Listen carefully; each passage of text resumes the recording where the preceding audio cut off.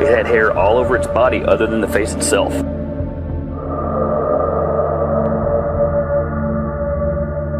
There are, in fact, 4 different types of, what we think of as Sasquatch or Bigfoot.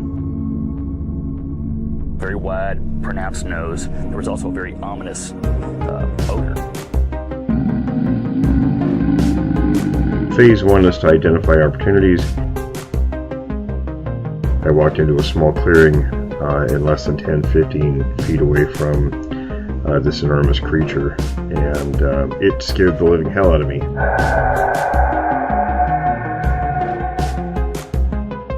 Phase 2 is conducting investigations both of witnesses and locations. The size of the thing, it was 4 or 5 feet across the shoulders.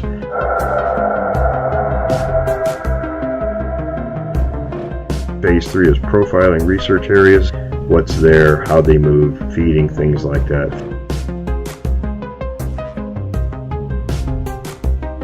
About 8 feet tall, I guessed around 800 pounds. It was massive. I had no idea that anything like that existed.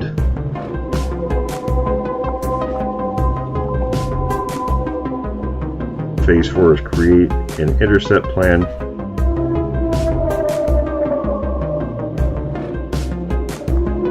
I decided to shoot in the air to see if maybe it would scare it off. Phase 5 is the intercept and resolve the issue phase. It didn't do anything, didn't react, and then I heard a noise from my right rear, and from out behind some brush come another one and walked over by the first one. That's when I decided to do what the dog did. I took off running. Welcome to Witness of the Unknown. Canadians are a little less apprehensive to talk about the subject of Bigfoot than your counterparts down here are. Less paranoid.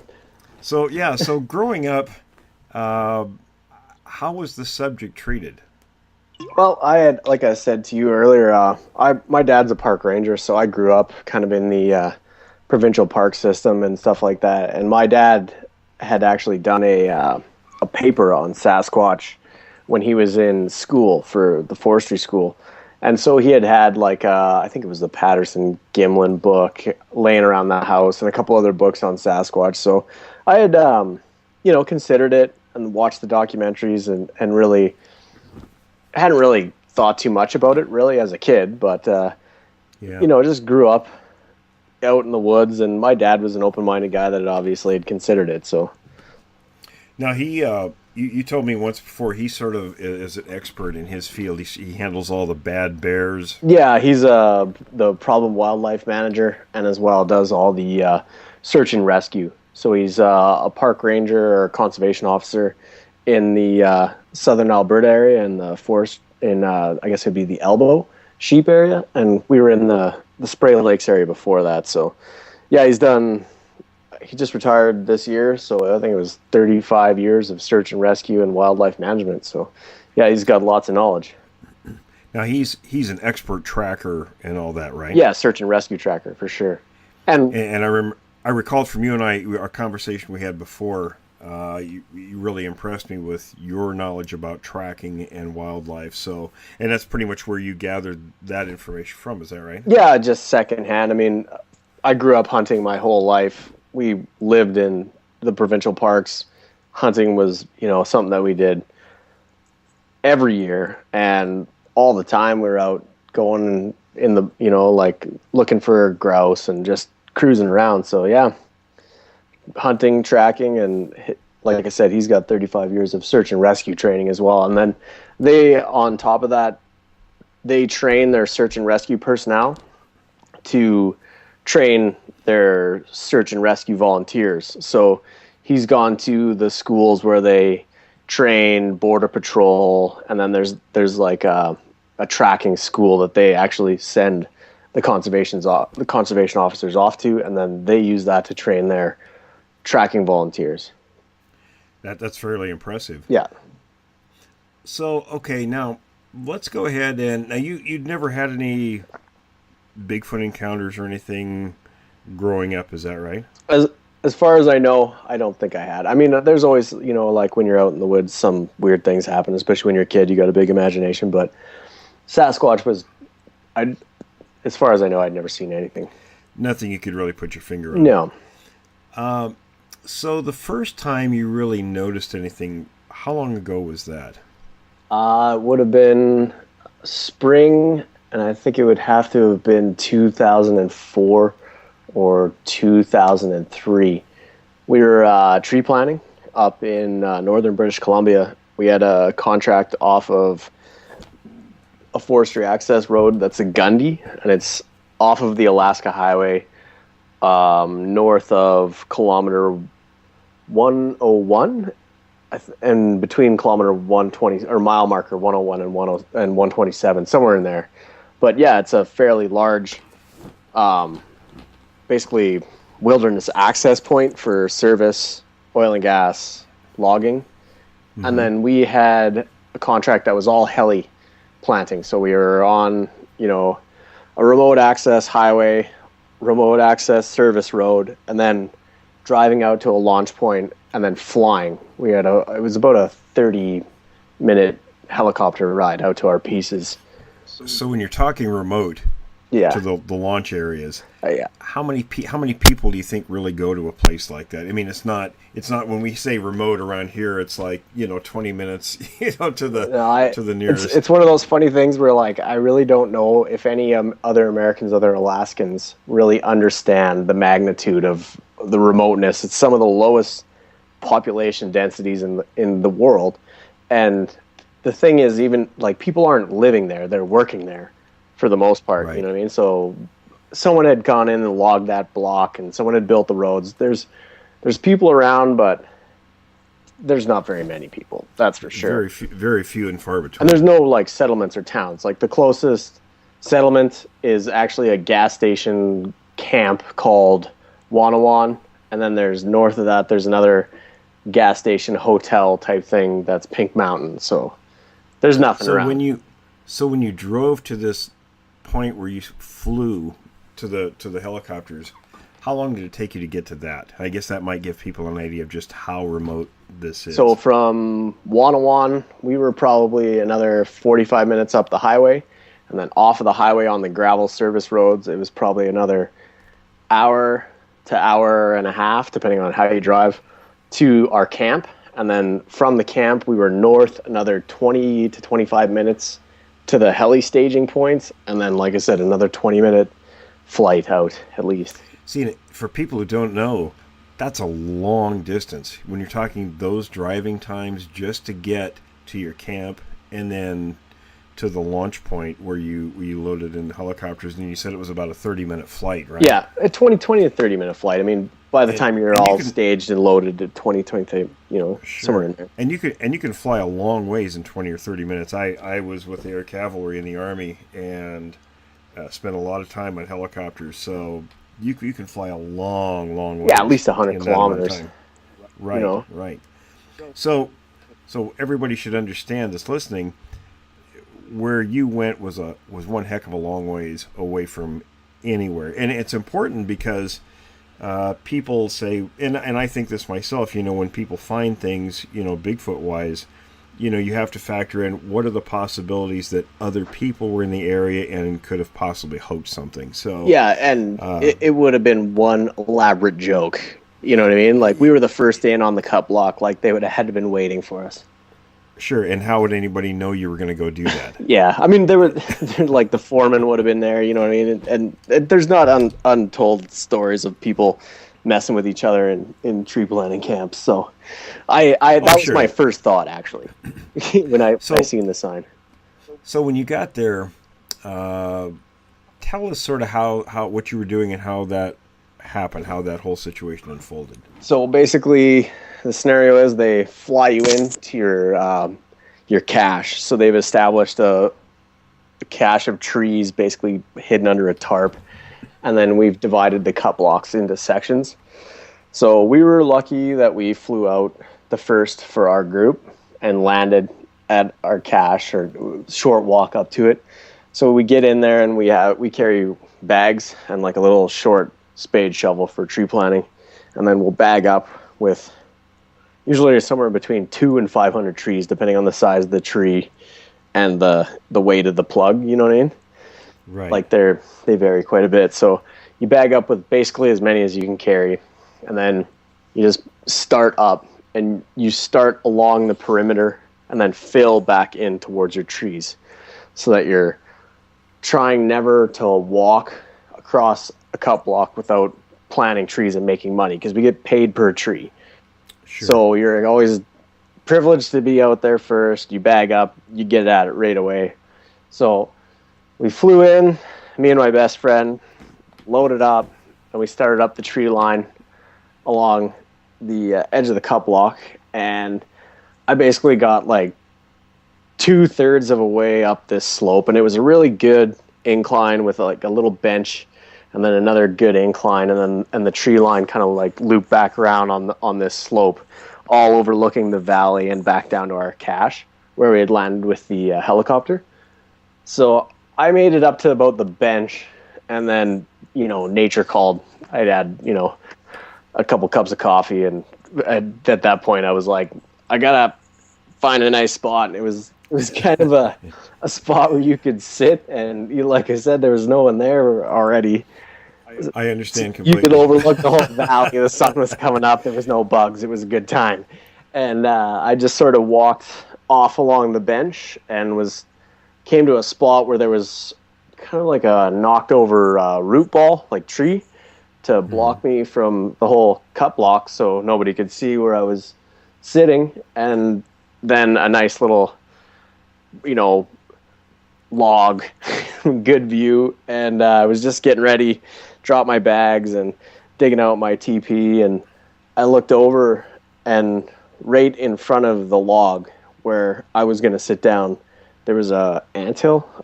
Black ants just had brought up this really fine loam, like that, you know, just perfect dirt clay mix right to the top of it.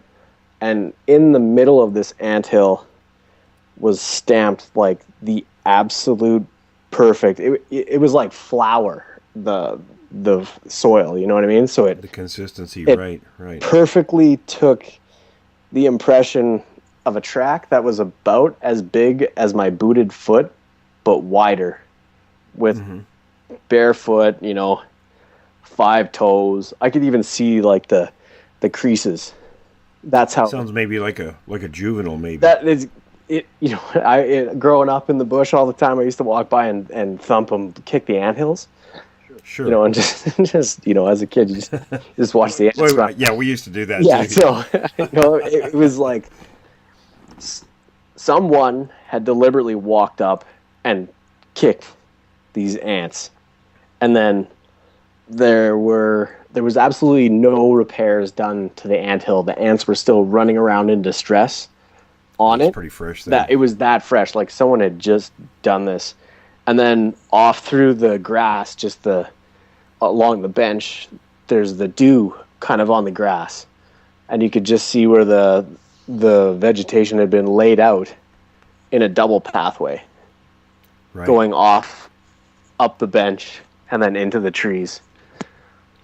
And so, as if there were 2 individuals. There was definitely 2 people walking side by side, or 2 individuals. Yeah, I don't, you know, whatever you want to call it. It kind of makes you wonder. You know, somebody walking barefoot steps into an anthill. You know, especially out in the middle of nowhere. There's no kids around here. What and what were your thoughts on that? I mean, what came to mind? The first thing I thought was like, like who is out here? Right. You look at it, and I was like, I just see the ants looking around or running around on it, and I was like, man, that's fresh. And then I'm like, who is out here? Like, I just flew in here, and I was like, who was just here? That was the thing that really spooked me, is because from where I was sitting, I deliberately picked a spot where I could see the entire valley, and they had watched me fly in, load up, and walk up the hill, and hadn't left. You know what I mean? Like, they had just left. That could make you feel a little nervous. Well, they were right there. That was the thing that spooked me out, and I didn't. Needless to say, I didn't have to do my business anymore. I wasn't feeling all that comfortable, so I just put my pants up, and I come running out, and I'm like, Elliot, to my partner. He's just kind of a city boy, you know. And I'm like, come look at this, man. I pull him over there, and he's like, whoa, man, who was here? I'm like, I don't think you're getting it, man. Look over there. 2 people just walked out here, and he's like, whoa, who do you think was here, man? And I'm like, it's a goddamn Sasquatch, you know, like joking around, but at the same time, the hair on the back of my neck was like. But you started thinking in terms of Bigfoot at this point. Immediately, because like I said, it was as like I have a short foot, like a 9, but my tread is 5E, like super wide, and I was looking at it, and like it was impossibly wide for the length of it. You know what I mean? Like it was bigger in all around every measure of a booted foot track. You know what I mean? Like it was not very big in length, but the proportions were very, very strange. You know, like, and just, you know, growing up with my dad, like, he'd always be like, oh, look at this, you know, pointing things out about people's tracks. Like, oh, you see that? He drags his heel, like his shoes pattern's worn off on that side. So you know, it's just one of those things I was looking at and I was like, this is unexplainable. And then the freshness, and then looking over and just seeing the clear, distinct, like the sun was still coming up over it, you know what I mean? It was just perfect. 2 pathways in the dew, and the vegetation bent over, and they just went up on the hill above us too.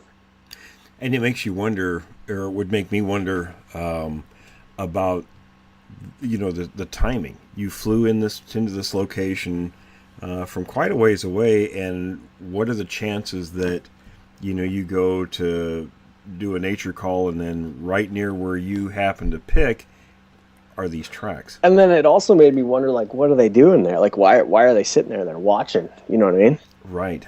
They're looking out.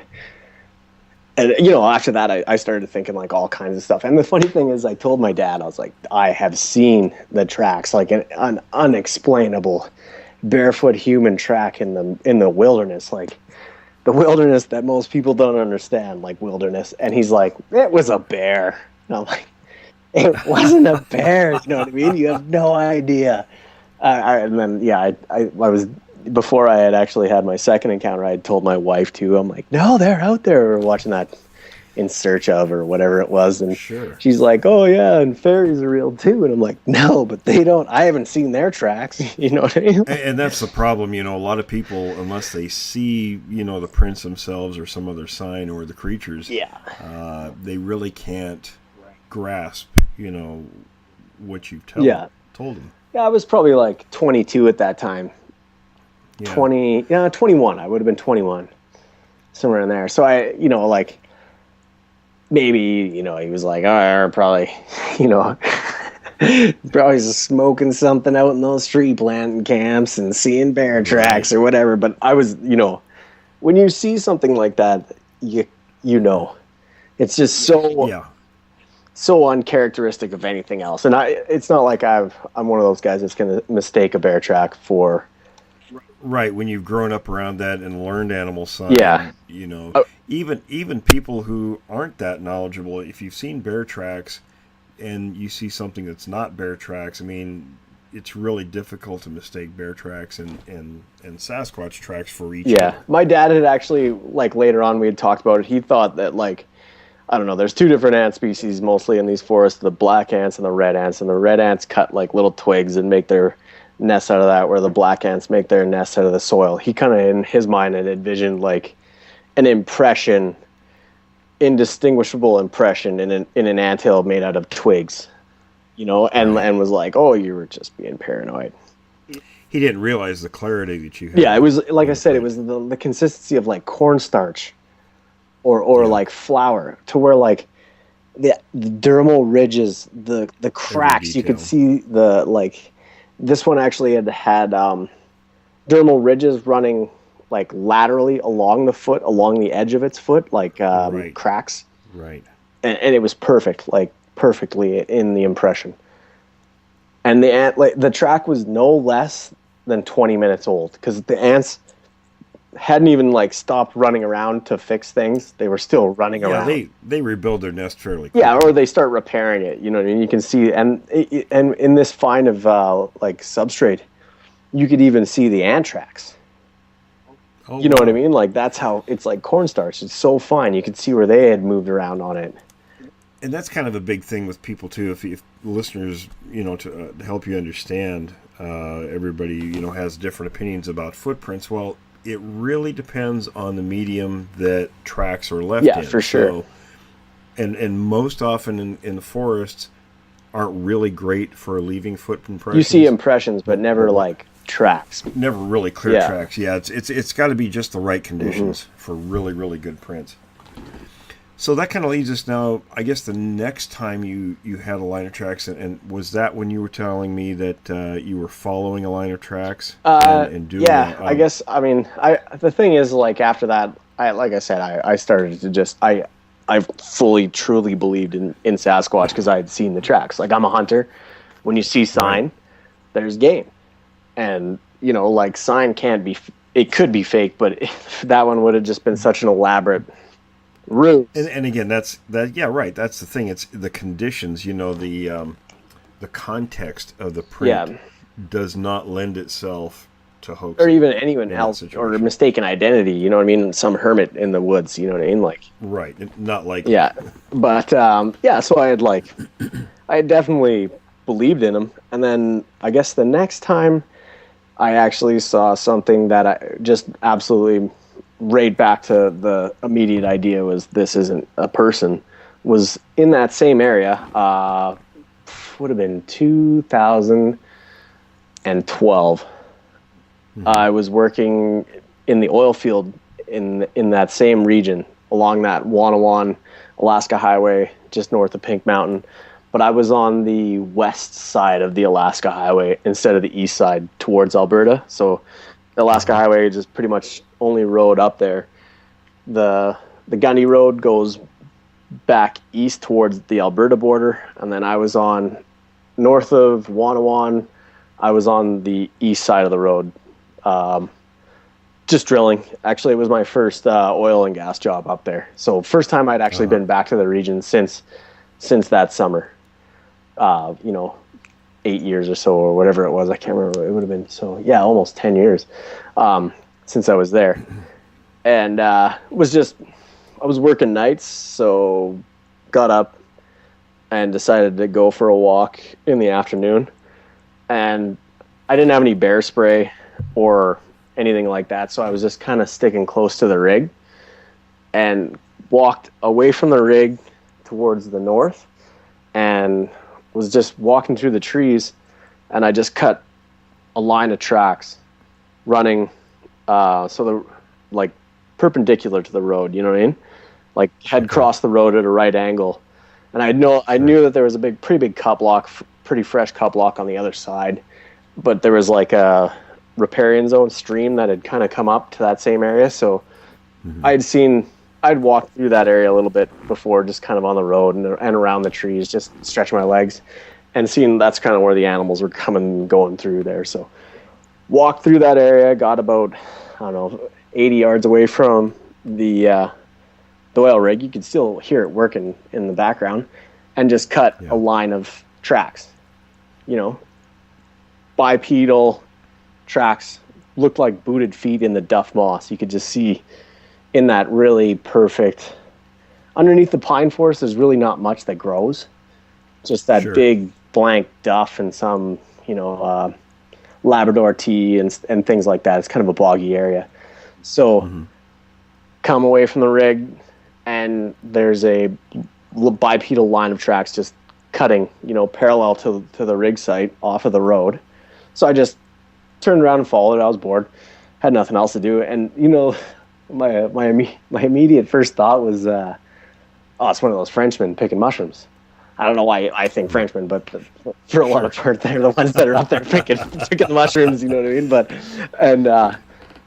I had thought that because I was following his tracks, and I could see he had plucked one of the, I don't know what they're called. I didn't even know they were edible, to tell you the truth, but they're like a brown woody mushroom, and you could see the hole that it left in the duff moss, like where the mushroom stem was and the mycelium were before. And I'd seen that they were up and about. Right. And you know what I mean? Like I said, I didn't even know they were an edible mushroom, but you could see that he had picked one out. So I was like, oh, it's one of those Frenchmen picking mushrooms. And I started following him, and I'm just out of boredom walking along through this trackway, and he's just beelining like straight towards, I had no idea what was back behind this area or anything like that, you know, like beelining through the bush, which is funny because, you know, if you're picking mushrooms, you kind of like wander around. Right. And now let me ask before we go any further, was the spacing between the feet like the person or whatever was in a hurry? Or, I mean, in other words, were they further apart or was it closer? I know if I'm in the forest, if I'm looking for something, I take much shorter steps, you know, because I'm looking around and yeah, you're 100% right on that. It was kind of strange because you could see that they were like moving, like I was walking in their steps, and it was like a good stride. Like you would have had to been, like I said, beelining for something, but then stopped and picked a mushroom. Yeah, that's you know what I mean. And I was like, that's strange.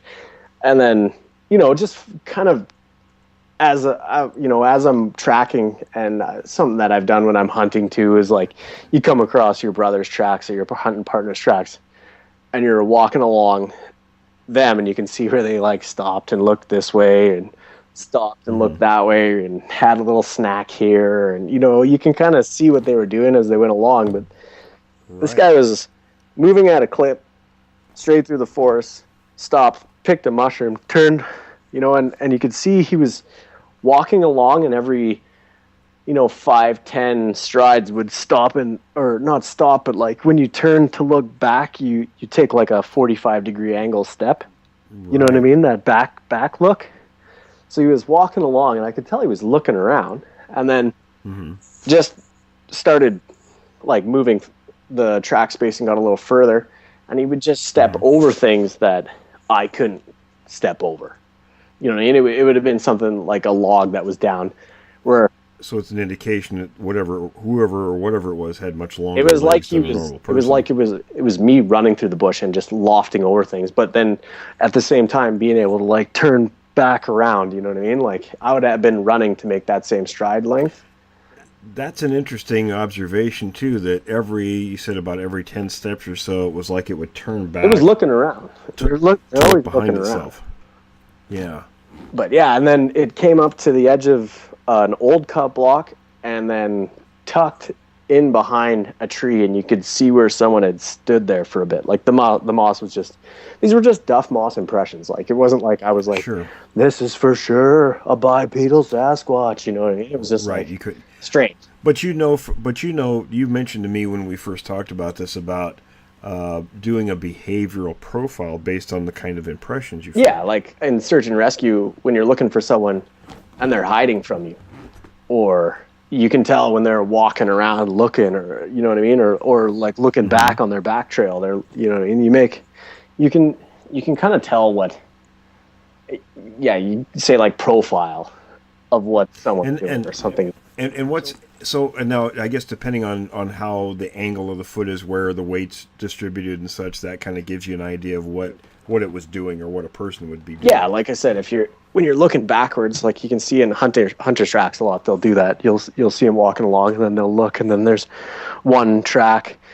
Lots of times, people look over their right shoulder, and that tracks, you know, this way, and it points in the direction that they're looking. So you can see when someone comes along on a trackway to a cut line, and they looked here, they looked there, or whatever it was. But this guy was, or this trackway was going straight through the duff moss, like in a straight line, like he knew where he was going. But at the same time, stopping to pick mushrooms and clearing a larger gate than was comfortable for me to walk on, and stepping over things that I would have walked around. Like he knew where he was going, walked straight to it, while looking around, still looking around, checking, and then stopped at a clearing, and then waited there for a while, and then walked off into the cut block, and then there was no more tracks. Like it was just perfect conditions for those duff moss impressions. You could get a Sure. clear look at what someone had done with their feet as they went through there. And that goes back again to like we mentioned before. Unless the conditions are just right in a forest, you're lucky to see prints or even to make out any kind of a trail. Yeah, that for way. sure. And like I said, I wasn't like, oh my God, it was a Sasquatch. It could have been a big French guy walking around who was maybe walking to Right, picking mushrooms, walking sure. to the best place to pick mushrooms and just happened to see one. You know what I mean? So it was just one of those Right. ones where I had been up in that area, had seen a very unusual track that, and then Yeah, and the proximity is fairly close. within, So, probably 400 or 500 kilometers. and that's fairly close. I mean, that's for these things. No, in that area, it's close because there's nothing it's well- close, Yeah, it's well within. I mean, in terms of speculation, anyway. You can certainly put it in that basket. And say, well, maybe Same habitat. It's the same habitat, same region. So it's certainly a possibility. Yeah, it was just, kind of cool to be back in that area, just go out in the bush. And it had been years. I wasn't even thinking about it. And even when I did see it, It didn't really I click. didn't, I wasn't like, whoa, I was like, what the hell is this guy doing? More than anything, I was wondering, what the hell is this guy doing? Where's he going? And then and just right off into a cup block and on the other side of that, there's nothing to the east of that. We were the furthest east portion of this energy project. Right. So someone just walked across the highway or walked across the service road picking mushrooms and then stood at the end of a cup block and then walked off into the wilderness. That was about as, it was a very uneventful report, but Sure. So now the next time, what happened the next time you saw something? so that one was actually it was probably one of the most terrifying things that ever happened to me. I had gone back up to the same area. We're drilling on the same area, Alaska Highway, back towards the Gundy Road. We were actually just north of the Gundy Road, that same road that I had been on years before. And we're going up to a new energy project. Hadn't worked in that area with that oil company or whatever, so we were just kind of scouting out the area. And I always bring my fly fishing gear and a lot of times my shotgun and some hunting stuff, depending on where we're at. It's just one of those things I like to get away and do for sure, especially in the summertime. The fly fishing is amazing up there. Arctic grayling, like every cast. But we came along and there was like we were, what was it, 20, so we were 127 kilometers from Dawson Creek, which is kilometer 0 of the Alaska Highway. So that's about, I don't know, about 100 kilometers away from like one of the best, like the city, Fort St. John, that's in the area. And then we were west on the 127 road, and when we got to kilometer 26, there's this like huge flats and beaver ponds and just a big creek that kind of flowed through the whole area. And then you just go up this huge slope on this single lane bridge that's sloped at like something ridiculous, like a 15% grade, you know what I mean? Like so dangerous. Sure. And as we were driving across it, you could just see right down to this big pool where the creek turned and hit that bank that the slope bridge went up. Big swirling pool, and then came, underneath of us. And my partner, we were on the 2A radios, and he goes, "Oh, that's your fishing hole, bud. There it is." You know what I mean? And we're like, "Okay, sweet." So took a couple days getting him set up, and he was kind of like a green hand, so took a bit getting him comfortable and stuff like that. And then finally, I was able to like break off. And the best thing about working up there is like we work from 7 till 7, but in the summertime it's light till 11. Sometimes. So you have lots of free time while it's still daylight. To Yeah, do so I things. finished my shift, packed the truck up, and I didn't actually know this. There was a shortcut road that I could have taken that would have like made my driving time like a quarter, but I drove all the way back around the ridge to the fishing hole and parked on the uphill side of there's a turn off on either side because it's a single single lane bridge for the logging trucks and energy trucks and everyone. You have to call your kilometers or else you can get killed in a spot like that. It's, like I said, super dangerous. So first time I'd gone down there, so I'd parked on the uphill side, which I think is, in hindsight, the only reason that I had any sort of sighting whatsoever is because I parked in a really funny spot and walked into the whole scene from a completely different path than what most, because there are people, like I said, in the area, and that particular spot, there was a hunter's camp probably another 2-3 kilometers downstream, and then there's an abandoned house. I think it was a hunting camp or something at one point, and it was like a fairly large 2-story place that was just abandoned, no windows in it whatsoever. And I guess that guy had released a bunch of horses into the area. So there's wild horses running around there, but I think that's kind of what was bringing them in, because like I said, I parked on the top of this pullout, walked down this super steep bridge, which was kind of like a access point, and all underneath the bridge on the uphill side was just a big cliff. So walked across the river, and then on the down river side, hopped off the bridge, climbed down through the boulders, the erosion control, and down to the bottom, and tied on a fly. And then I just took a couple casts from underneath the bridge at what looked like a little log there, and it was just a log jam. I immediately snagged into it, snapped my fly off. So I just was reeling in and being like, all right, well, I guess I'll just walk up to this fishing hole and fish there. And it was, it was within line of sight, so it was, under, it's hard to remember, guesstimate distance from memory, but I would say it was under 100 yards, probably in that 60 to 80 yard range. Relatively. Yeah, close. so I was just reeling in, and then walking up towards the beach, and I had already tied on a fly and cast for a minute there, so I was under that 80 yard range, and I was walking up, reeling in, and I just seen two. It's a common merganser. It's a fishing duck. It's like a grebe, almost looks like a loon. They got the pointy bills, red head, little crest on them, and they came flushing up off the water. And at first I was like, oh, common mergansers, just like my dad's, always like, oh, he's got the name for everything out there, you know what I mean? So it's like So they took off like they were. Yeah, they were flushed up, and then flew. First thought was, but not by you. No, because my first thought was like, oh, common mergansers, fishing ducks, that's a good sign. And then I was like, because the day before I had fished closer to the rig on that same stream, and I had come across tracks of within 500 meters on this one beach. I came across a boar grizzly that would have been in the range of 1,300 pounds. The tracks over 9.5, 10 inches on the heel, across the heel in the mud. You know what I mean? Just a massive northern grizzly bear. That's a big bear. And then I'd seen two black bear tracks that were well within the, I'd say 400 pound, very large, two to 400 pound, and then a whole pack of wolves, 12 to 15 wolves, and one of the largest wolf tracks was larger than my hand.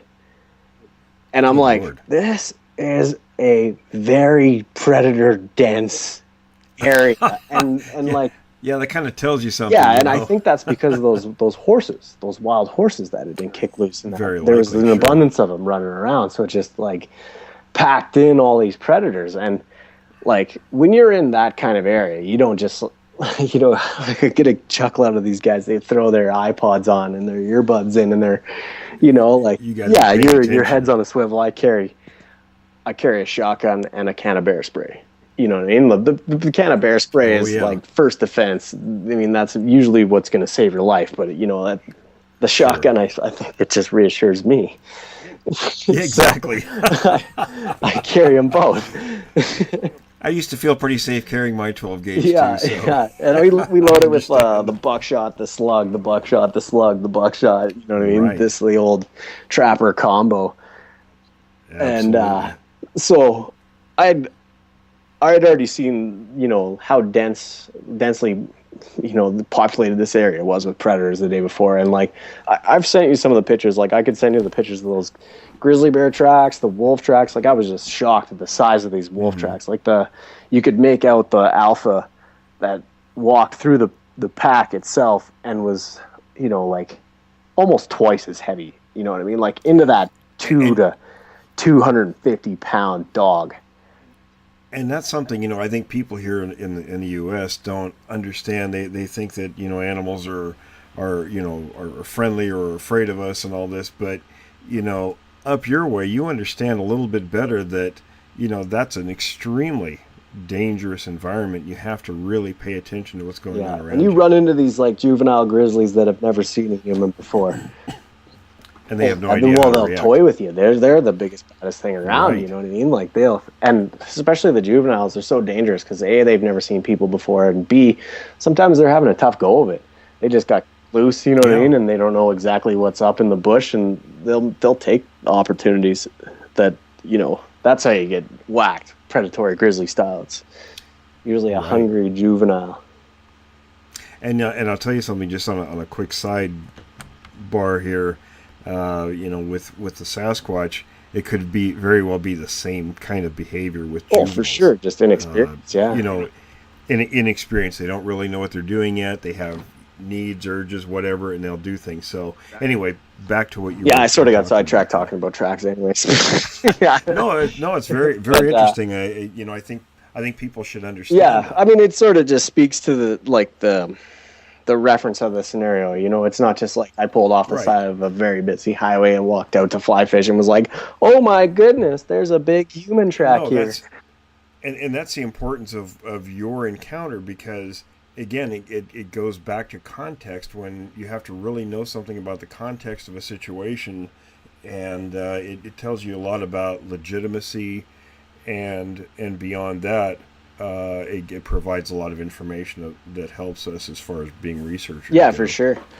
So just getting into it, I had parked on the uphill side, walked in, tied on, broke off the fly, and that took a few minutes, and then I was walking upstream, looking upstream, reeling in, and it, like I said, it was probably in that 60-yard range, and I just seen the common mergansers come up downstream, and I thought, I wonder what flushed those ducks off the wall. And as I was thinking that, I just seen my mind thought when I first saw it. It was just huge brown movement, and it was moving. You're thinking, bear. Grizzly. You know what I mean? Right. Like right away, I was like, whoa! And the thing that spooked me is it was flying. Like flying along the riverbank, and I just seen it through the trees, and then it went boom right into this stand right on the edge of that big slope was a really dark stand of timber, like spruce timber. So it was kind of willows, like a kind of a flats of willows, and then into this really big stand of timber, and I just cut it moving along the riverbank. And the sun was like, I wasn't like, it was a Sasquatch. I just seen the sun behind it, a huge mass moving at incredible speed along the riverbank. And I was like, holy shit, that was a big bear. You know what I mean? That's what I thought. I was like, holy. Oh yeah. That would be my first thought. Pull out the shotgun, you know what I mean? And I dropped the fishing rod, and I was looking upstream.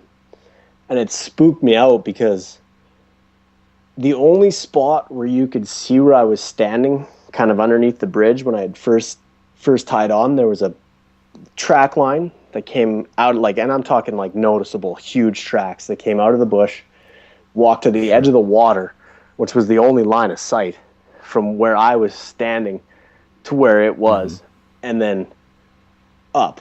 And then you immediately see what you're looking for. So I was looking for bears. I saw a bear. It was big, brown, it was moving fast. And you'd already seen bear tracks. Oh yeah, so I was already looking for them. And then I just was like looking at it, and I was like looking at the height of the willows. They were like when I stood on the other side, I'm 5'8", not very tall, but they were up to my chest. So, and I was thinking like, I'm looking at it and I'm like, that bear was like huge, like huge. And then I'm looking at the tracks and I'm just like, man, that doesn't look right. And so I just took the safety off and I was like, I'm going in there to take a look, because now you know what I mean? I'm like, I'm going in. And I walked up and they came out of the trees. So to describe like the scene, there was a beach area of sand that I was kind of like walking up towards this bend in the river. But along the outside of the beach was a really thin strip of spruce and pine and brush. And then there was kind of like, I didn't know this at the time, but there was like a ATV track that went along that side of the brush. And on the other side was an opening meadow and a pull-out, actually, where you could see people had pulled out, come into this spot and clearly fished it before. There was human tracks, sure, and there was horse tracks, and there was ATV tracks. And it went kind of along this beach right to the point where the trees stopped and the river was, or it was not much more than a creek, it kind of pinched out and there was a crossing there, and then the rapids, and then this big pool, and then the stream came down. So it dog-legged right at that spot. So it had come out of this thin strip of trees, walked out to the beach to look down to where I was. It must have heard me or seen me or something. I think it must have heard me. And walked down and looked, and then walked up and around the corner as I was, taking those first few casts, and must have crossed the stream as I broke the fly off and was turned around, and it was running. Because the tracks were so fresh, they were still filling with water. Did it make any noise, vocals, whistling? Nothing at that point. Okay. So I was just like looking at these tracks, and I've showed you the pictures of them. They're unbelievably clear. Dan, I've told people this before. Your pictures are some of the best tracks I've ever seen, and I've been involved in this subject for 43 years at this point, and seen a lot of prints myself. But yours are everybody looks at the Bluff Creek tracks from the 1960s, but I've got to say yours are even better than those. You could see, I have a casting of one of them, and the dermal ridges are in the toe. That's how clear it walked into that silty, sandy mud right up to the edge of the water, from across the gravel through the sand into the water, and it peaked from the water line over the kind of the bank to where I was standing. And that's, I believe, the only reason that it made any of those tracks, because it walked out of where it was perfectly concealed and could have walked down a hard packed track, crossed the creek without anyone knowing it had been there, had someone come in the normal way. Had it not been curious, you would have never known. Or I would have walked right into this sucker, you know what I mean? Had it not seen. Very true. It had, because I know that it had, because it was running and it flushed those ducks up. And when it flushed those ducks up, man, it covered that gap, that remaining. It was 35, 40 yards from the crossing where it had flushed the ducks up, like the little rapids, and there was the little pool, the start of the pool. And then it ran, about 30 yards. And it covered that, like, man, it was like Usain Bolt, you know what I mean? Like, that's how, like, I don't know how many people have actually seen, like, a full-on boar grizzly run, but they are faster than a racehorse. And it did that kind of fast, like, whew, you know what I mean? Like, it's amazing for a big animal. They're scary, man. They kick up the duff moss behind them when they're running. They do that 0 to racehorse speed in 3 strides. They're amazing. Scary fast, yeah. But it had covered that ground in that kind of time, like you're talking like the 3 second or 2 second 40. You know what I mean? Covering 4.4 is like, what the linebacker, can run it, and this thing's doing it in like 2. That's how fast like a bear can do it. Racehorse or something, That's amazing. Yeah. And I was just looking at these tracks, and they are clear, like clear as day. You can see where the foot pivoted in the middle and it looks like someone walking on their hands almost, the way it like grasps the sand. And there's a fold in the middle of the sand, and then in one of the tracks that I took a picture of, you could see the bone impressions of the mid-dorsal break, or whatever the Sasquatch researchers want to call this. But it's a joint in the middle of the foot, like a flexion of your knuckles in the middle of the palm of your hand is kind of. And for those listening, there's, if you go back to the Patterson Sasquatch from 1967, it wasn't Bob Titmus. It was Lyle Laverty, who was a Forest Service worker at that time, who took a picture of one of that creature's tracks that has exactly the same bend in the middle. Yeah, but this on the one track I'm like was staring at, just in particular, it just struck me as unbelievable because you could see the toe splay, like the toes spread out, and the mud was squished up between the toes. You could actually see hair imprinted around the fringe of the track on the heel, and the heel was just amazingly wide. And then there's this double dimple, looks like a heel impression, right dead center of this track. You know what I mean? It was just it. Did you measure the? Yeah, tracks? they were 12 inches. You know what I mean? So it could have been like Shaquille O'Neal, the thing that made these tracks was around 500 pounds. And again, that's probably another juvenile, like the first track you saw. Yeah, I think they make the juveniles do all the guard work and all the crap work, hanging out. Well, exactly, and that's what my research sort of points at, is that the juveniles oftentimes are the sentries. The guys that got to be up all day.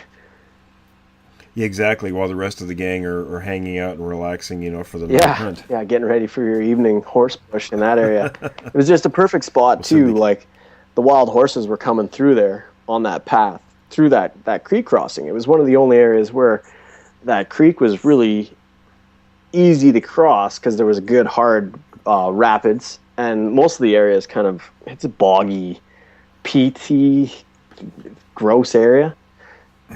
So that's a good spot for a. For sure. If you're a predator, a perfect choke point. It's like one of those spots that you would hunt. You know what I mean?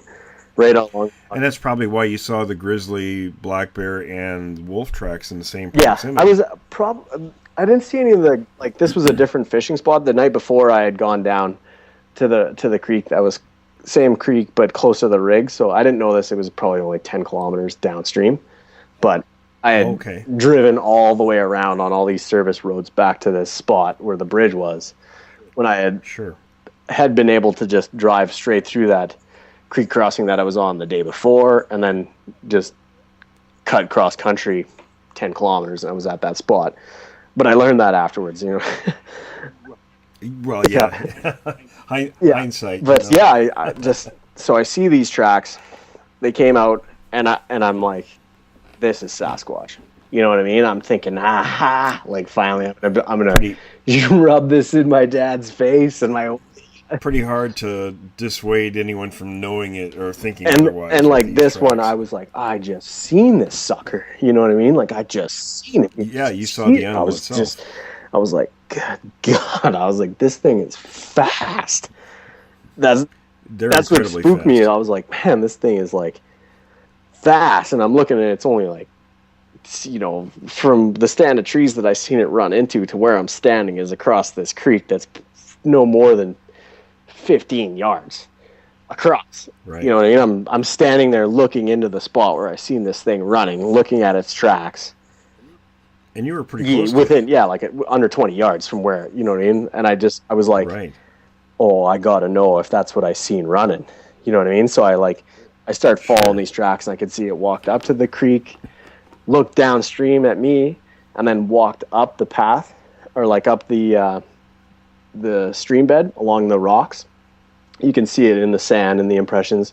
And then it came to the creek crossing, and you could see literally where it flushed the ducks up, and it crossed the stream and then crossed the opening on the other side, which was 20 feet. And then there was only one wet foot impression in the center of that. Mm-hmm. So it made like 10 feet and then up onto the bank. Did you have any impression why it would have just taken off running all of a sudden? Because I was walking upstream and it flushed those ducks. Okay, and that's it was already, you could see it had turned and was walking, sneaking, because there were flat foot impressions, and there was a stick laying on the beach, and this thing set its foot down, almost touching this stick. So it had started, spotted me, and started to sneak away, and then it flushed the ducks, and it must have looked up as I, you know what I mean, and just, poof, and like it was only like this thing ran, and it covered this like 40 yards in, like I said, like 2 seconds. You know what I mean? From the time the ducks flew up, all I seen was a flash. So it hopped across the bank and just poof, there was one flat foot track. It landed in the middle on like the round river rocks. There was one wet footprint, boof, right on there, and then there was another one flat foot track on the bank. You know, with your knowledge of tracking, do you think it was aware of the kind of material it was stepping in other words, trying to be quiet and such? I'm telling you, as a matter of fact, it avoided stepping on that stick. I have a picture of it where it's flat. So it was being stealthy. It didn't want to crack that stick. It was sneaking away. These tracks were flat, total flat foot impressions. And then, you know, you could see where it was like boop, boop, and it walked along this creek bed, and then as soon as it flushed the ducks up, it just hopped off the creek and down the river, man. It was like, poop, gone. And the thing is, it didn't look like nothing because it was flat foot tracks. It wasn't even like, you know, you see where a guy like works himself up to take a big jump. You generally take like a couple small steps, or you know what I mean, or you're jumping off your toes. Like these were like, it was like walking the park for this thing, man. It covered 20 feet, you know, like 2 strides and, you know, 20 feet, and it was gone. And I think that's pretty typical for a primate. Yeah, I don't know, man. I don't know if these things are all typical of any primate, but then. So what'd you do? I basically got to the point where I seen that it had hopped out of the creek. You could see the wet foot impressions on the stones, and then there was a wet foot impression on the dirt bank, like it had hopped across the washout, the river bank, and up onto across the stream bed and up onto the riverbank. You know what I mean? So there's one wet footprint on the stones and one wet footprint on the dirt, flat foot, perfect. You know, footprint. Like you could see where it was punched into the soil even, and then the water, like water dripping off of someone running into the trees in the direction that I had seen the movement going to, and I was not about, because I seen how fast it covered that ground. You know what I mean? Like it was lightning. So I just turned around and I walked back to the spot where kind of it had come out, and I was looking, you know, holding the shotgun, can of bear spray, looking into the spot where I'd seen it go, just looking for movement, you know, looking for anything. And then that's when it whistled at me. Or I don't think it whistled at me, but it whistled like straight up. So it didn't just keep going; it was still. It just ran into the trees and stopped. You know what I mean? Like he was. That's what spooked me out, because I was like, "Oh man, he's in there." There's like, he would have had to run up a huge cliff face. Now, what did the whistle sound like? Like a chickadee. So we do like there's the black cap chickadee. Like, I don't know. I tried to record it before, but it didn't work out. It was just that. Okay. That cadence. It's like dee dee dee dee dee dee, and it's pretty typical. But it was like deep, like baritone, like much bigger than what it was a bird like would be. The worst impression of a chickadee. You know what I mean? And I was like, oh my God, he's whistling at me.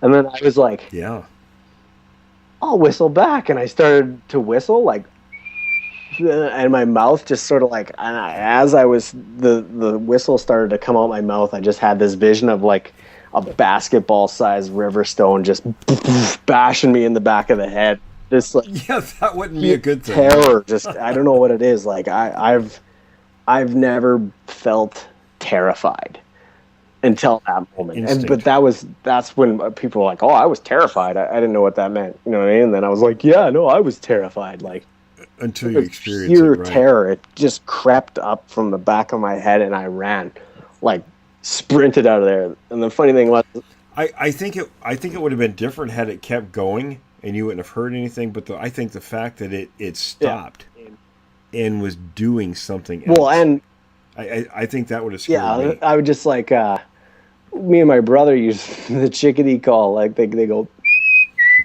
like cheeseburgers or one of their calls. You know what I mean? Right. But we'd always do that one. You know, when you're out hunting, you don't go like, "Hey," you know, like over here. You know? Right. So we just like that. Right. You're always kind of listening for that kind of thing, and like it was the exact same type of imitation call, poorly done. Yeah. And then, you know, I was like, he's whistling to me. And then I was like, oh my God, he's whistling to his buddy. You know what I mean? He's probably That's right. behind me with a big That's right. stone going to bash my head. Wasn't contacting you. It was a contact to Yeah, one like of the I've made others. some tracks. This thing's super on to me. We better split. And right, and see that's the thing. These things view us as predators. So I'm carrying a shotgun, that's terrified out of my mind. You know what I mean? Like, yeah, and that's a very typical behavior with these things. You know, that poor copy Yeah. of some other animal or some other noise. We hear that a lot. but yeah, it was just too deep. You know, it wasn't a chickadee. You know, like I'll tell you that for a fact. And my brother, it's so funny. He's like a super big skeptic. He's a professional hunter, basically. He's in New Zealand right now hunting red stag, and he's like, I believe you, up until the point where it whistled at you. That's his breaking point in the whole story. He's like, nope, they wouldn't do that. So I don't know, you know. But they do sure. do it. You know, we know they do these Yeah. things. Now, let me ask you on the tracks, did you count how many of the prints that were actually visible, the good ones? No, I did. Okay, I was just curious, but there were I quite took a few. video of it, of the good tracks along the Right. like where they came out to the water, walked along the water's edge, and then into the beach stones and sand, and then it was literally like large beach stones and then the river crossing, and then the only thing I seen on the other side, it wasn't like impressions in the mud, or it was wet footprints, like it had walked through the water and then ran across that. I'll mention real quick that for those who know about my books, my first book, Notes from the Field Tracking North America Sasquatch, I released a second edition and retired the original version because there were some mistakes in it and some of the graphics I wasn't very happy with. So one of your pictures is on the cover of that now, and it actually is in the inside also. And then I was going to use some of your other pictures for another book. And by the time people are listening to this, that book could be out, Sasquatch Sign and Predatory Behavior, because it's some really good things to look at, because we see a lot of really poor quality things that people call footprints out there. But again, a lot of times these things don't have context to them, so we don't really know, was it something somebody faked? Yeah. Was it real? We don't know anything. But your situation is one of those. Because you're very astute out there, you know the outdoors, the way you grew up with your father and and hunting and everything. So, and then just the location, how far away it is sometimes, and you kind of know what people are doing and what they're not doing in an area. So, and then you saw the creature, and there were all of these particulars. And now you did take some people there also to look at. Yeah, I took them there, and they were like, "Good God!" And that's actually how. That there's that one photo that's probably on the cover of your book. That track got trampled by one of the guys who was working with me. I was so choked. He's a newfie, we call him, from Newfoundland, but he gets all fired up. He's, oh my God, bye, and he turned and stepped right in it while he was trying to take a photo of another one. But I got a casting of one of the tracks that was actually right on the edge of the water. It was nowhere even close to as good, but you can see it. It's an amazing casting of a giant footprint, but there's nothing like the one that he stepped on.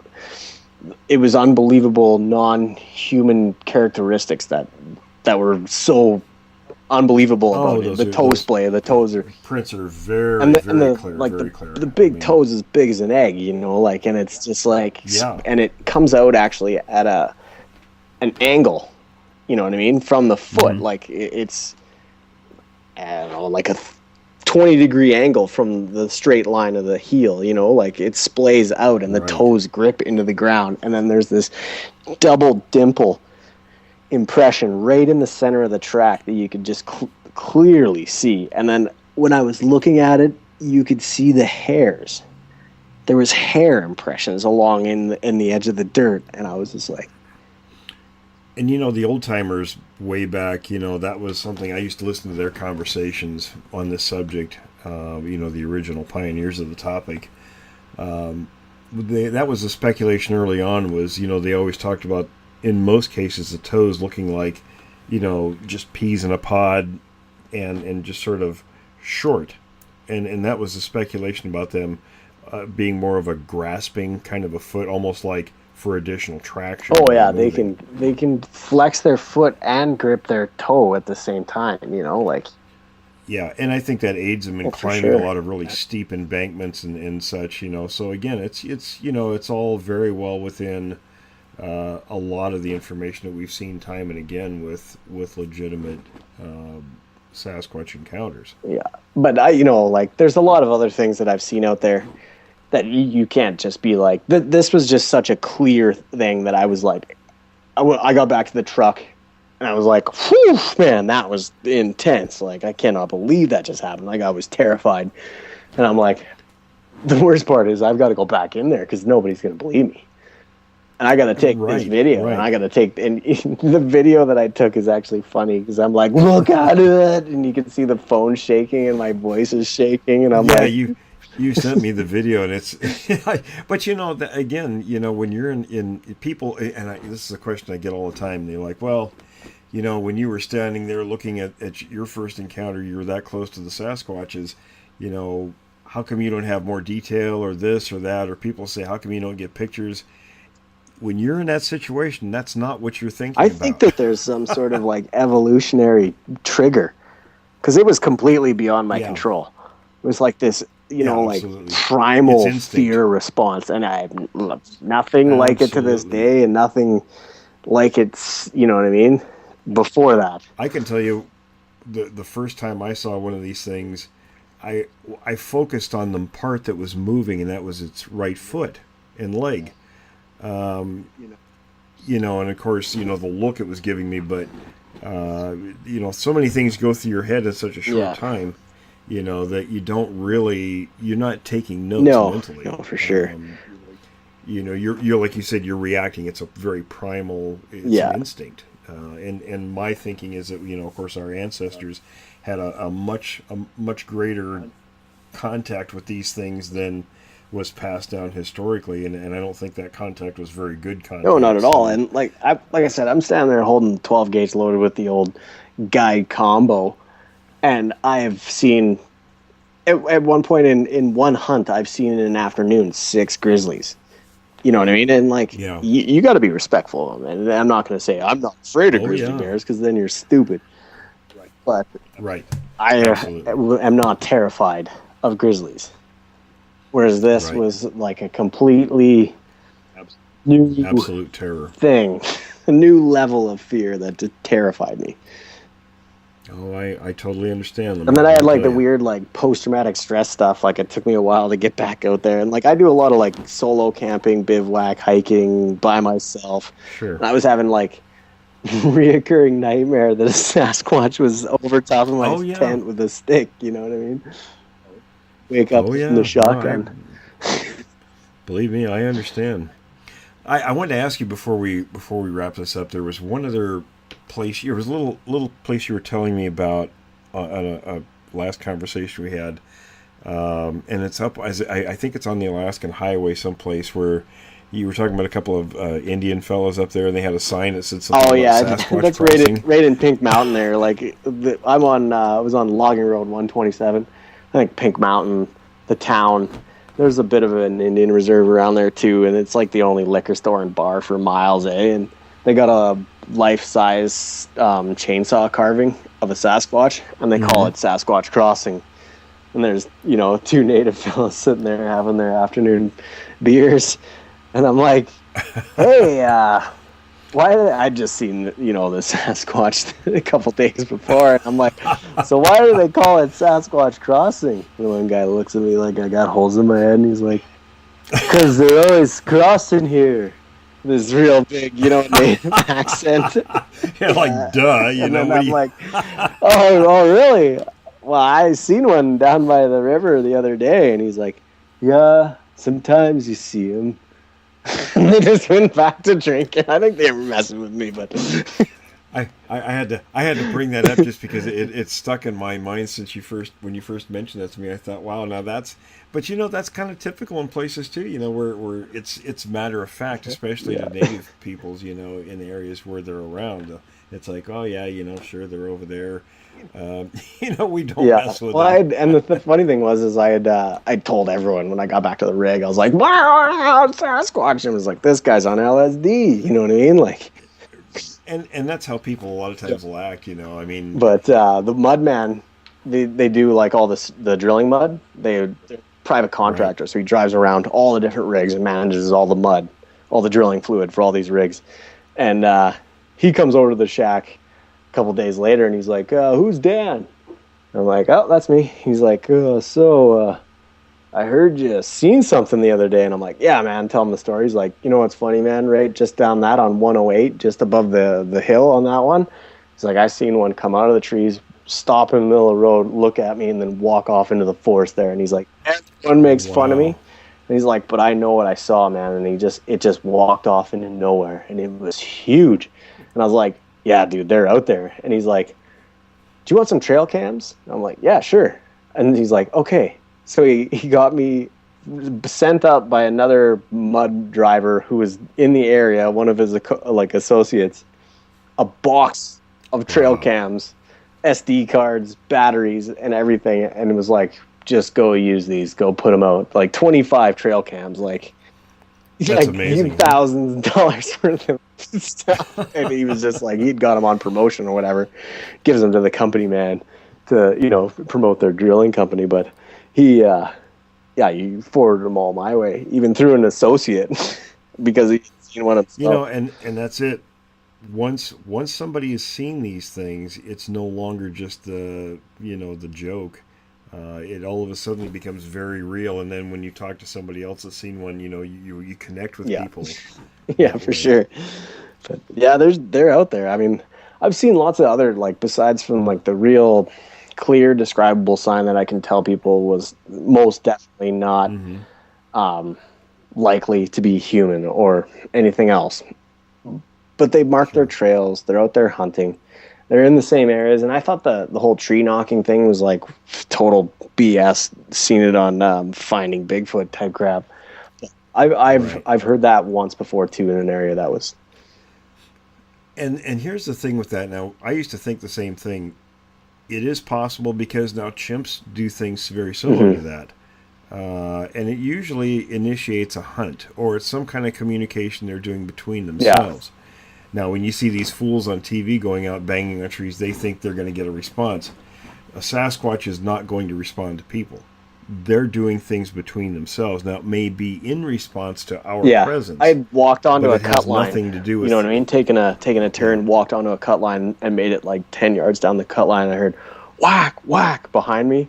And then from down the cut line, whack. And then I just turned around and walked out of there. One other thing that you mentioned to me that was very fascinating, and I would like to follow up on at some point, and I don't want to say the location on the show, but because I want to go to the place and work it myself first. But you were mentioning during our conversation initially, and about in that general area where you had the encounter with this thing, that you saw other sign like the stacked rocks. Yeah, for sure. That's one of those things that you can never say is like, and tree snaps. They mark the intersections of game trails onto cut lines and other game trails by snapping the twig back towards the game trail. So it's like something that's poking towards you, like you notice it because you could poke an eye on it or something, you know what I mean? See, and that's one of those things that Bob Titmus told me years ago, and he had a whole bunch of them in his house, and he I mean, dozens of them where he'd found it in the Bluff Creek area. And I didn't think much about it until, myself back in '91, we were hiking up in an area in southern Washington. Actually, we hiked deep into this watershed area, and we're about 2,200 feet in elevation up a ridge, and I found a Douglas fir tree, probably a 20-footer, that was snapped in half, 8 feet off the ground, and it was freshly done, and there's absolutely nothing else that could have done it. You can, I've seen one where you could even still see like the bend in it from like an opposable thumb snapping it. Right. But and they mark the trails in different ways too. They mark cut lines, they mark roads. I've noticed like just in the area around here, something that I've noticed is they'll cross two brows, snap them off like that, and cross them at road crossings. They'll snap them back down towards the trail at cut line crossings and stuff that aren't as much used. And then one of the ones I've seen this fall when I was bear hunting that was unbelievable was just the teepee structure.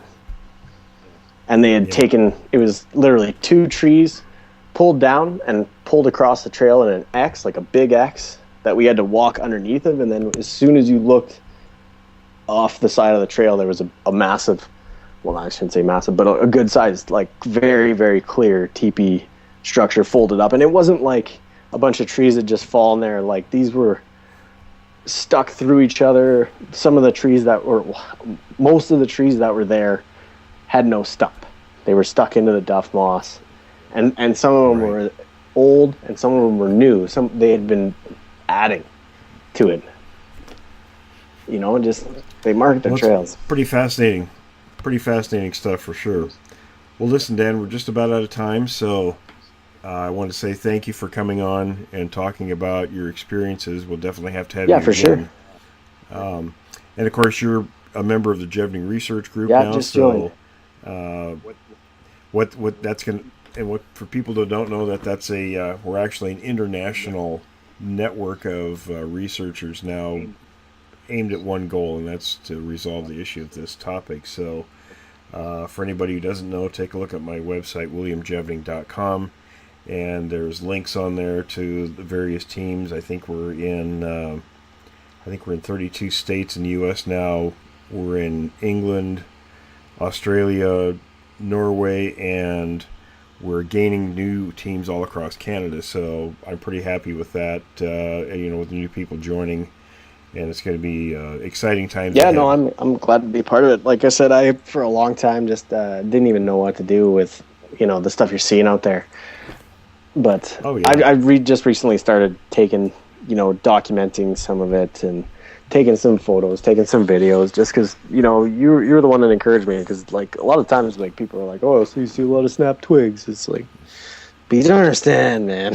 Like they're out there, right? And there's some particular methods. I'm working on the and again, by the time this is out there, where people listening, the whole series might be done. What I put together a series called Bigfoot Fieldwork 101. In each of those segments, there's 10 each.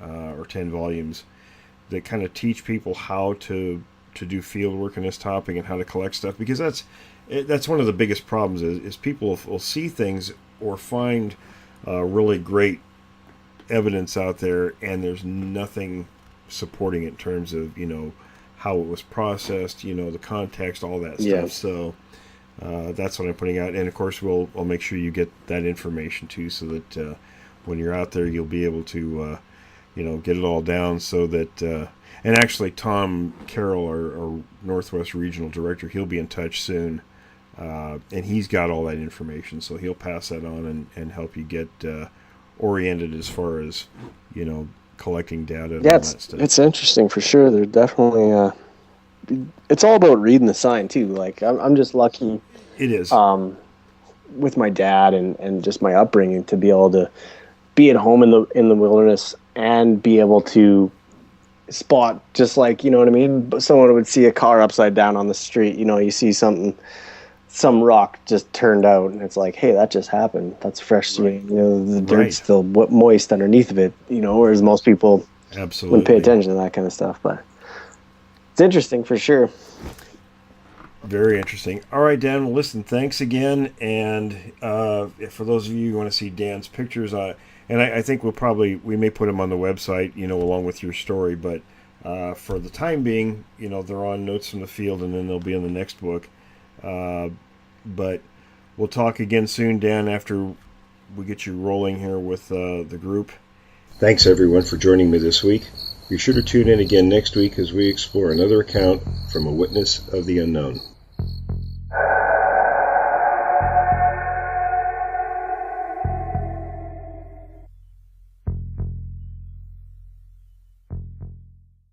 I just was reeling in and being like, all right, well, I guess I'll just walk up to this fishing hole and fish there. And it was, it was within line of sight. So it was, under, it's hard to remember, guesstimate distance from memory, but I would say it was under 100 yards, probably in that 60 to 80 yard range. Relatively close. So I was just reeling in, and then walking up towards the beach, and I had already tied on a fly and cast for a minute there, so I was under that 80 yard range, and I was walking up, reeling in, and I just seen two. It's a common merganser. It's a fishing duck. It's like a grebe, almost looks like a loon. They got the pointy bills, red head, little crest on them, and they came flushing up off the water. And at first I was like, oh, common mergansers, just like my dad's, always like, oh, he's got the name for everything out there. You know what I mean? So it's like So they took off like they were. Yeah, they were flushed up, and then flew. First thought was, but not by you. No, because my first thought was like, oh, common mergansers, fishing ducks. That's a good sign. And then I was like, because the day before I had fished closer to the rig on that same stream, and I had come across tracks of within 500 meters on this one beach. I came across a boar grizzly that would have been in the range of 1,300 pounds. The tracks over 9.5, 10 inches.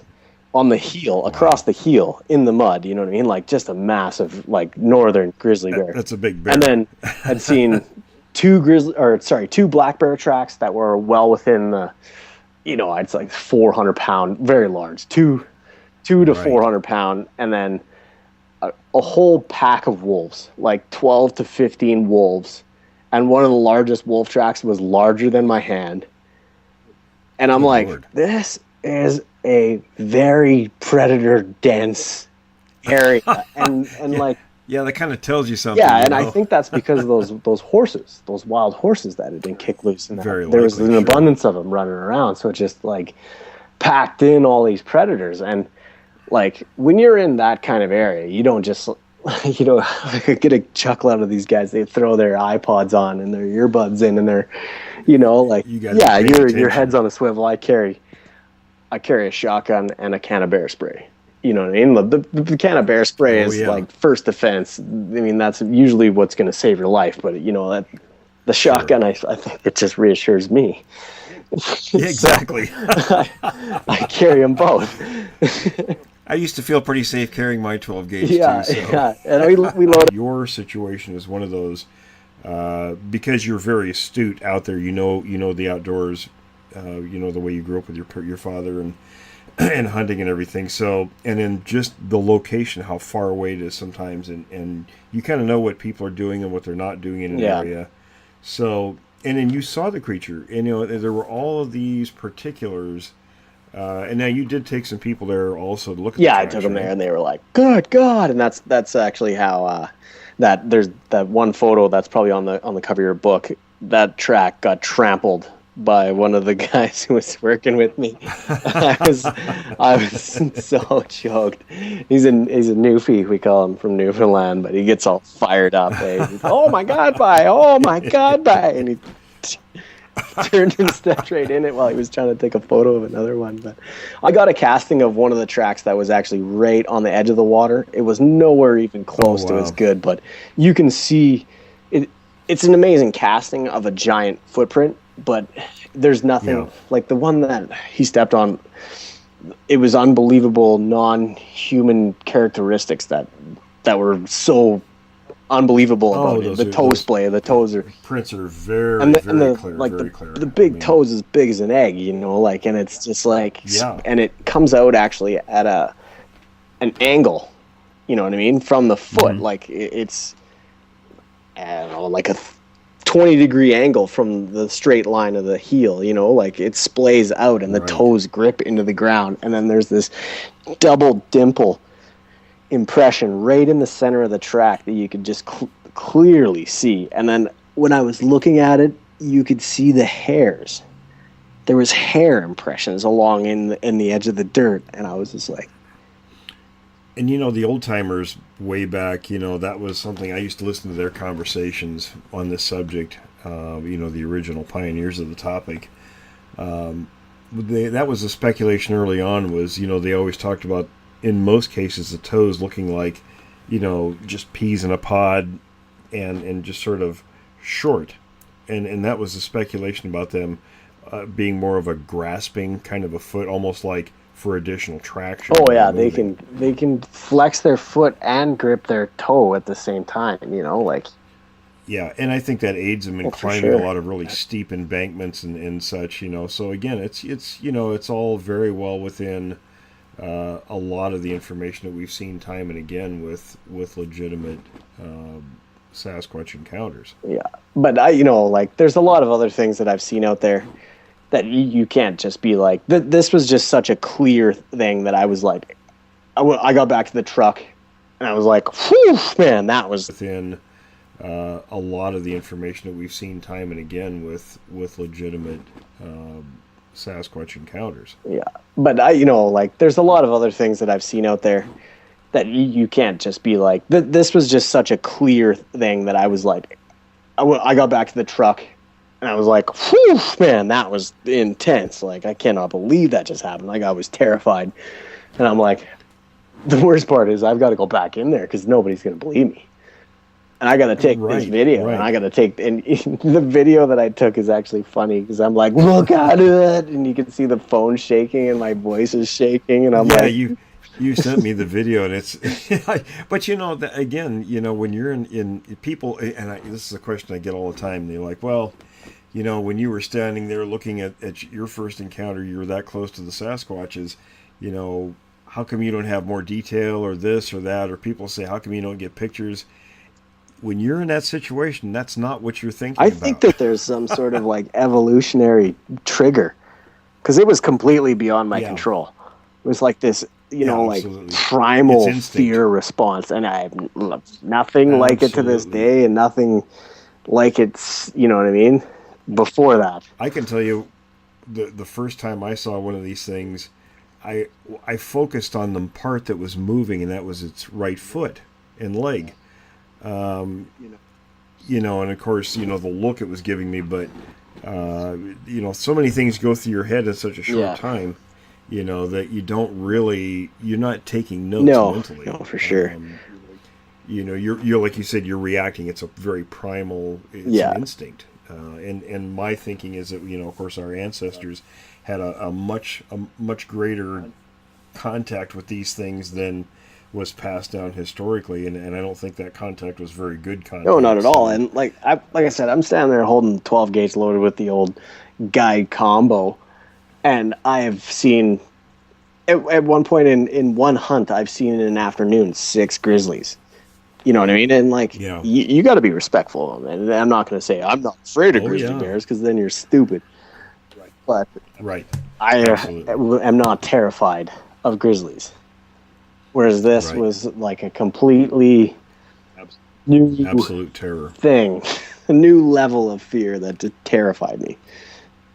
Oh, I totally understand. And then I had like the weird like post-traumatic stress stuff. Like it took me a while to get back out there. And like I do a lot of like solo camping, bivouac, hiking by myself. Sure. And I was having like reoccurring nightmare that a Sasquatch was over top of my tent with a stick. You know what I mean? Wake up from the shotgun. Believe me, I understand.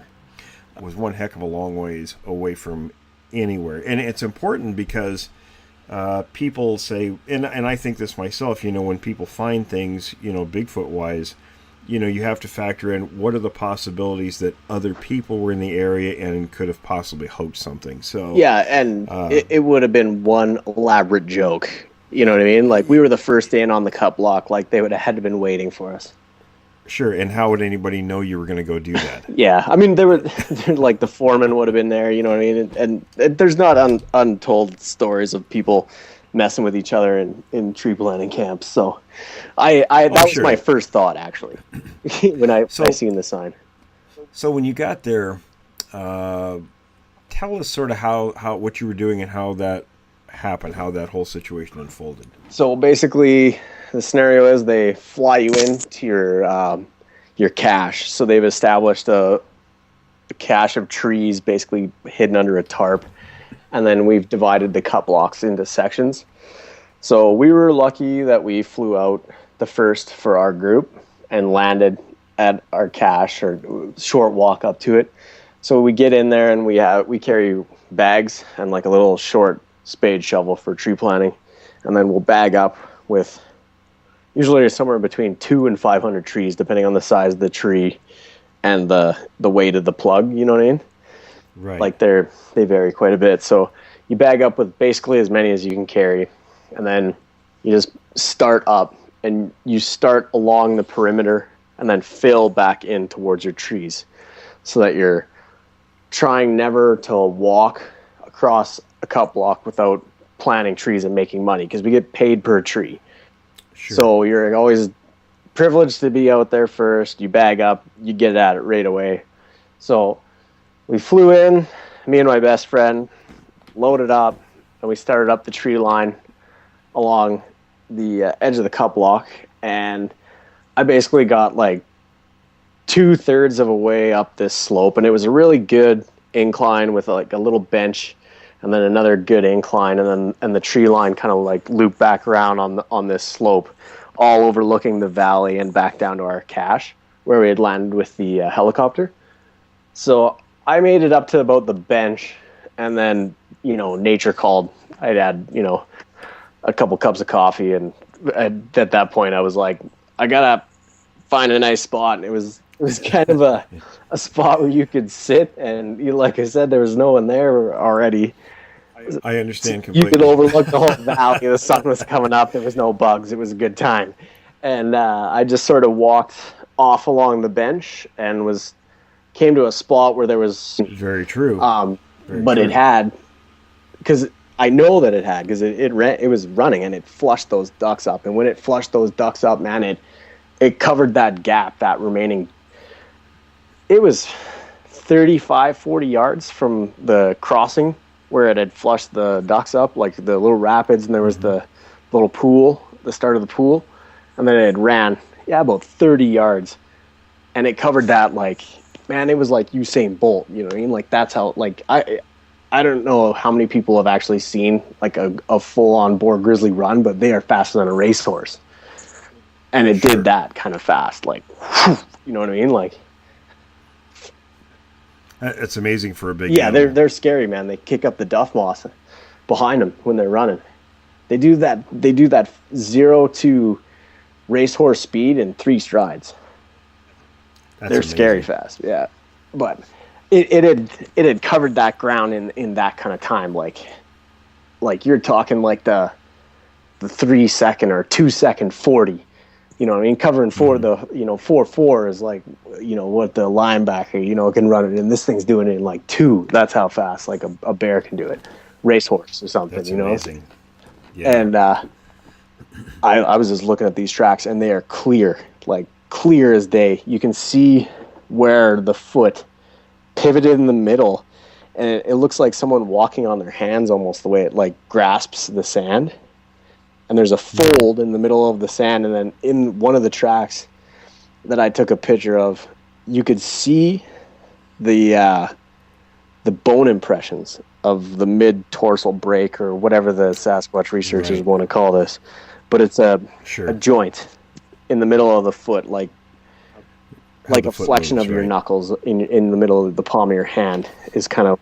And for those listening, if you go back to the Patterson Sasquatch from 1967, it wasn't Bob Titmus.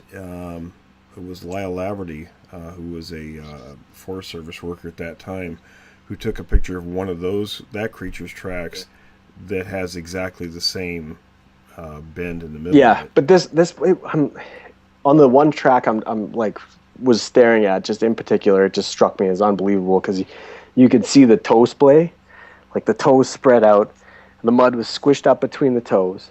You could actually see hair imprinted around the fringe of the track on the heel, and the heel was just amazingly wide. And then there's this double dimple, looks like a heel impression, right dead center of this track. You know what I mean? It was just it. Did you measure the? Yeah, tracks? there were 12. Yeah, sometimes you see them.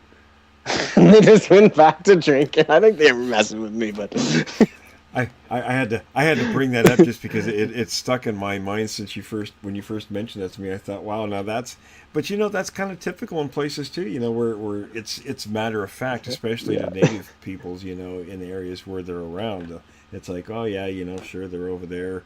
We don't mess with them. And the funny thing was, I told everyone when I got back to the rig, I was like, wow, Sasquatch, and it was like, this guy's on LSD. You know what I mean? Like.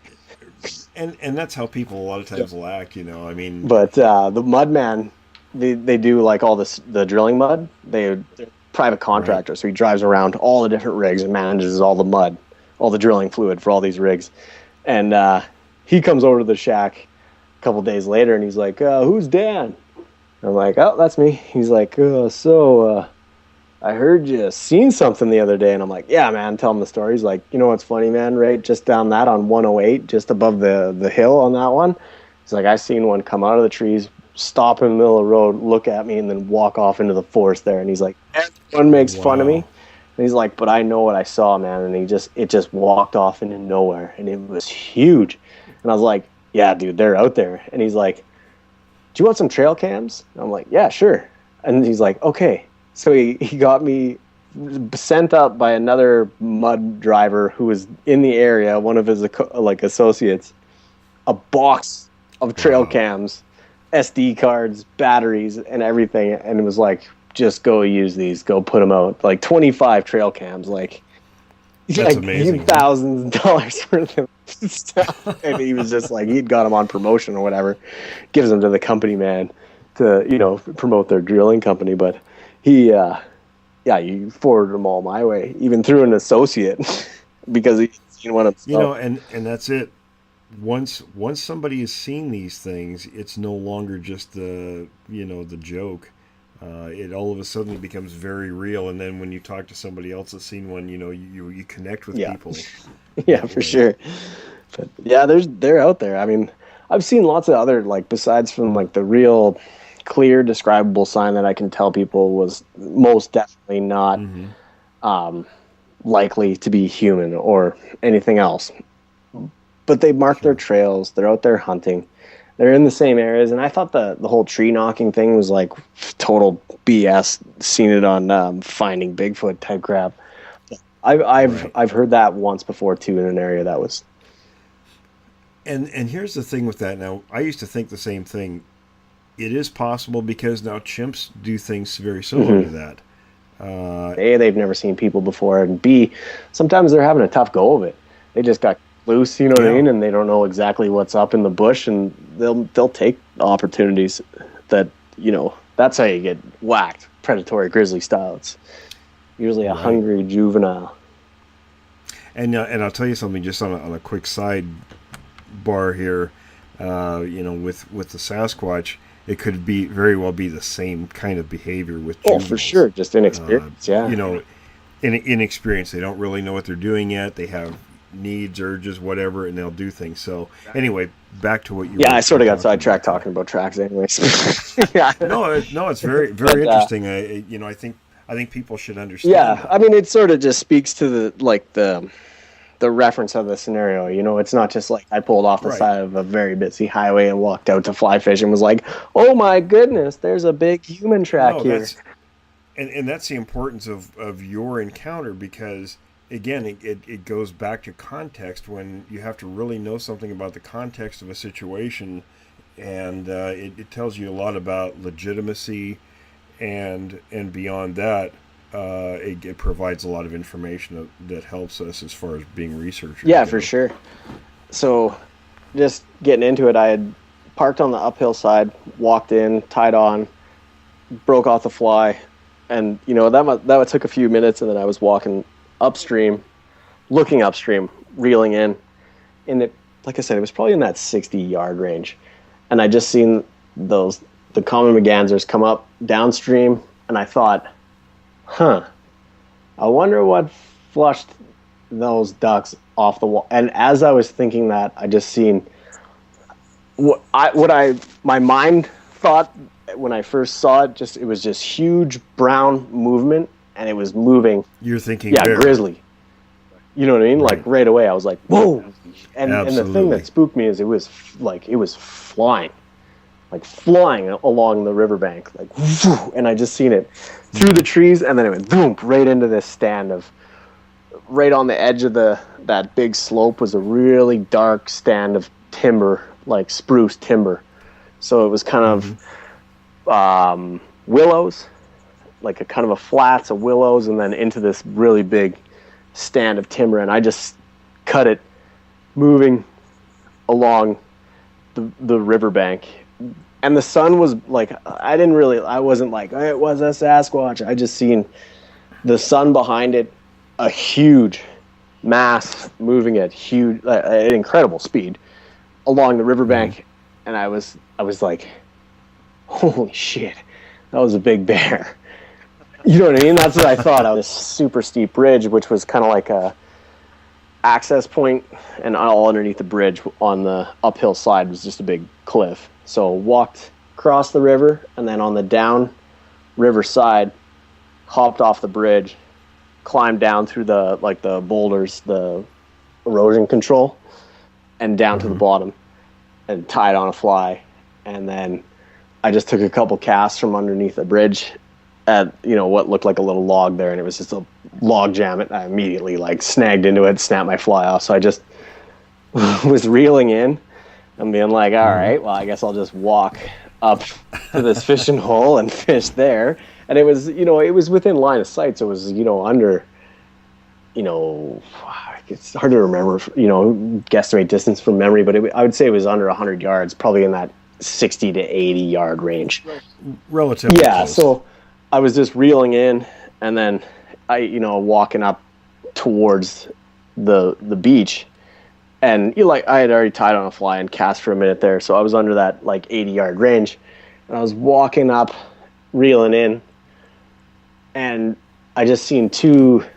It's a common merganser. It's a fishing duck. It's like a grebe, almost looks like a loon. They got the pointy bills, red head, little crest on them, and they came flushing up off the water. And at first I was like, oh, common mergansers, just like my dad's, always like, oh, he's got the name for everything out there, you know what I mean? So it's like So they took off like they were. Yeah, they were flushed up, and then flew. First thought was, but not by you. No, because my first thought was like, oh, common mergansers, fishing ducks, that's a good sign. And then I was like, because the day before I had fished closer to the rig on that same stream, and I had come across tracks of within 500 meters on this one beach. I came across a boar grizzly that would have been in the range of 1,300 pounds. The tracks well over 9.5, 10 inches on the heel, across the heel in the mud. You know what I mean? Just a massive northern grizzly bear. That's a big bear. And then I'd seen two black bear tracks that were well within the, it's 400 pound, very large, two to 400 pound, and then a whole pack of wolves, 12 to 15 wolves, and one of the largest wolf tracks was larger than my hand. And I'm Lord. This is a very predator dense area, and yeah, that kind of tells you something. Yeah, and I think that's because of those horses, those wild horses that had been kicked loose, and Very there was likely, an sure. abundance of them running around. So it just packed in all these predators, and to the spot where kind of it had come out, and I was looking, holding the shotgun, can of bear spray, looking into the spot where I'd seen it go, just looking for movement, looking for anything. And then Right. that's when it whistled at me. Or I don't think it whistled at me, but it whistled like straight up.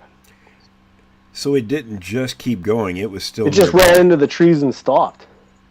You know what I mean? Like he was. That's wow. what spooked me out, is because I was like, "Oh man, he's in there." There's like, he would have had to run up a huge cliff face Now, what did the whistle sound like a chickadee. So we do like there's the black cap chickadee. Like, I don't know. I tried to record it before, but it didn't work out. It was just that. Okay. That Sure. cadence. It's like dee dee dee dee dee dee, and it's pretty typical. But it was like deep, like baritone, like. Much bigger than what It a was bird like would be. the worst impression of a chickadee. You know what I mean? And I was like, Right. "Oh my god, he's whistling at me!" And then I was like, Yeah. "I'll whistle back," and I started to whistle like.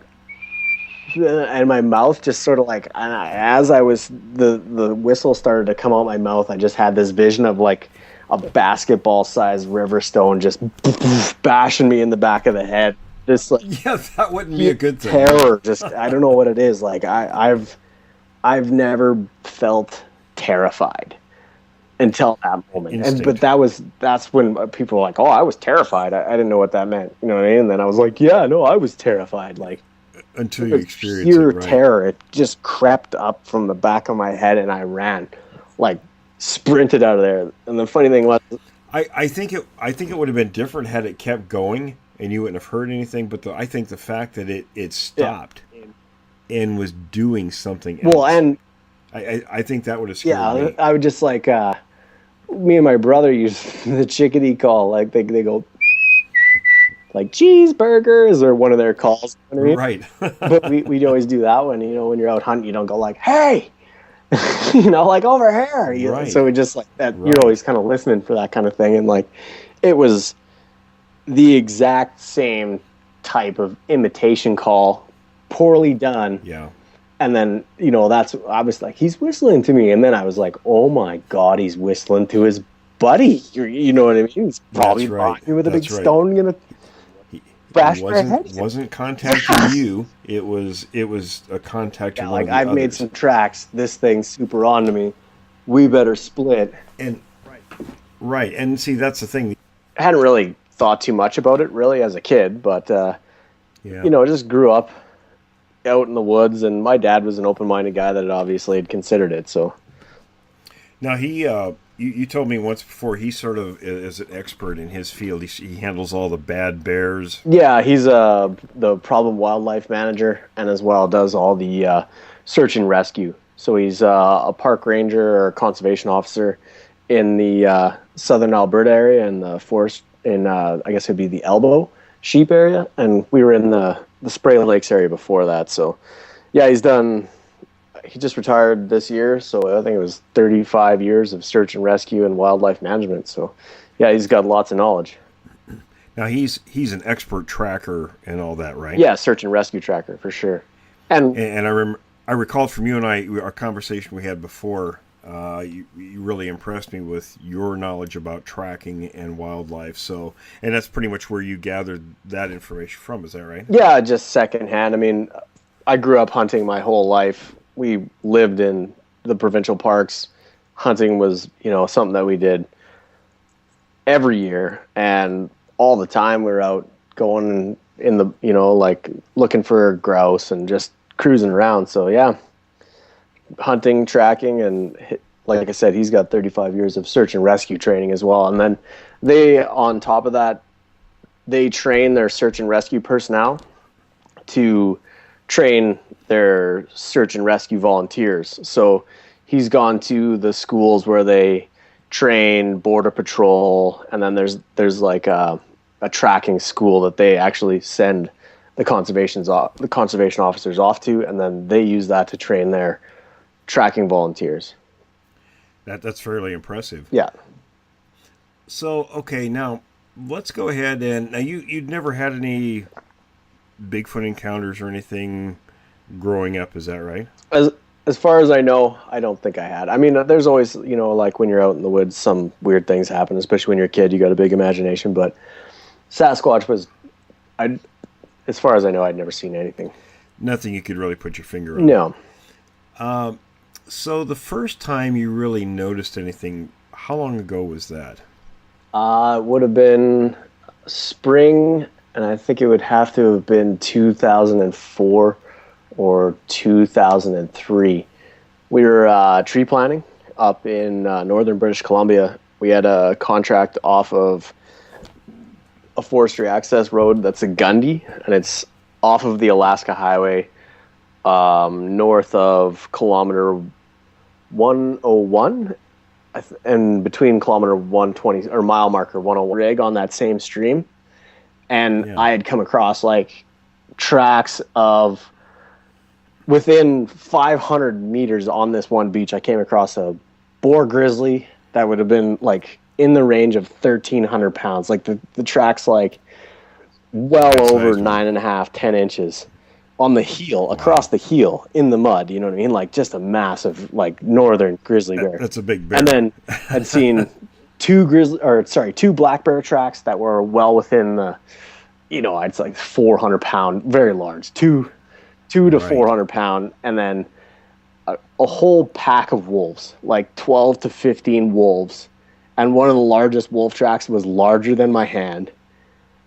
And I'm like, Lord, this is a very predator dense area, and like, yeah, that kind of tells you something. Yeah, and I think that's because of those horses, those wild horses that had been kicked loose, and there was an abundance of them running around. So it just like packed in all these predators. And like when you're in that kind of area, you don't just get a chuckle out of these guys. They throw their iPods on and their earbuds in, and they're your head's on a swivel. I carry a shotgun and a can of bear spray. You know what I mean? The can of bear spray is like first defense. I mean, that's usually what's going to save your life. But that the shotgun, I think it just reassures me. Exactly. So, I carry them both. I used to feel pretty safe carrying my 12 gauge too. So. Yeah, and we load it with the buckshot, the slug, the buckshot, the slug, the buckshot. You know what I mean? Right. This is the old trapper combo. Absolutely. And so I had already seen, how densely, populated this area was with predators the day before. And like, I've sent you some of the pictures. Like I could send you the pictures of those grizzly bear tracks, the wolf tracks. Like I was just shocked at the size of these wolf tracks. Like you could make out the alpha that walked through the pack itself and was, like almost twice as heavy. You know what I mean? Like into that 250 pound dog. And that's something, I think people here in the U.S. don't understand. They think that, animals are friendly or afraid of us and all this. But, up your way, you understand a little bit better that, that's an extremely dangerous environment. You have to really pay attention to what's going on around you. And you run into these like juvenile grizzlies that have never seen a human before. And they have no idea. Well, they'll toy with you. They're the biggest, baddest thing around. Right. You know what I mean? Like and especially the juveniles, they're so dangerous because A, they've never seen people before, and B, sometimes they're having a tough go of it. They just got loose, you know what I mean? And they don't know exactly what's up in the bush. And say I didn't have to do my business anymore. I wasn't feeling all that comfortable, so I just like put my pants up and I come running out. And I'm like, Elliot, to my partner. He's just kind of a city boy, you know. And I'm like, come look at this, man. I pull him over there, and he's like, whoa. Man, who was here?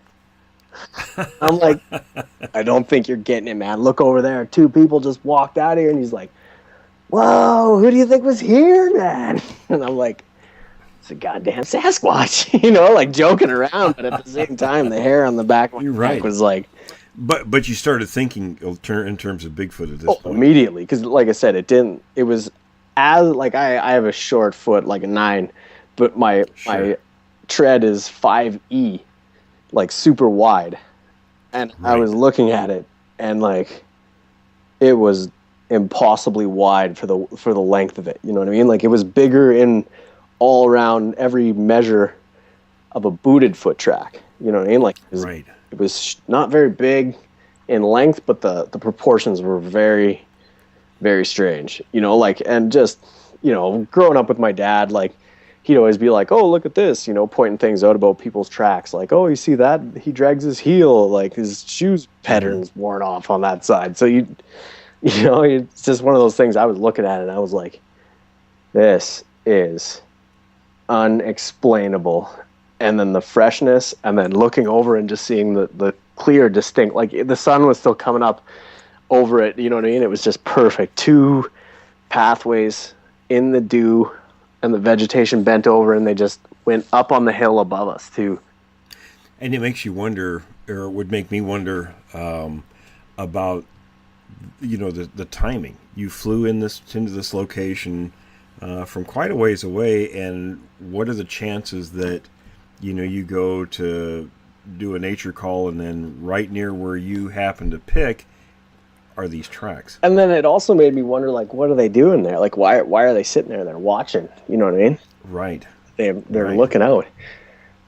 And, you know, after that, I started thinking, like, all kinds of stuff. And the funny thing is, I told my dad, I was like, I have seen the tracks, like an unexplainable barefoot human track in the wilderness, like the wilderness that most people don't understand, like wilderness. And he's like, it was a bear. And I'm like, it wasn't a bear. You know what I mean? You have no idea.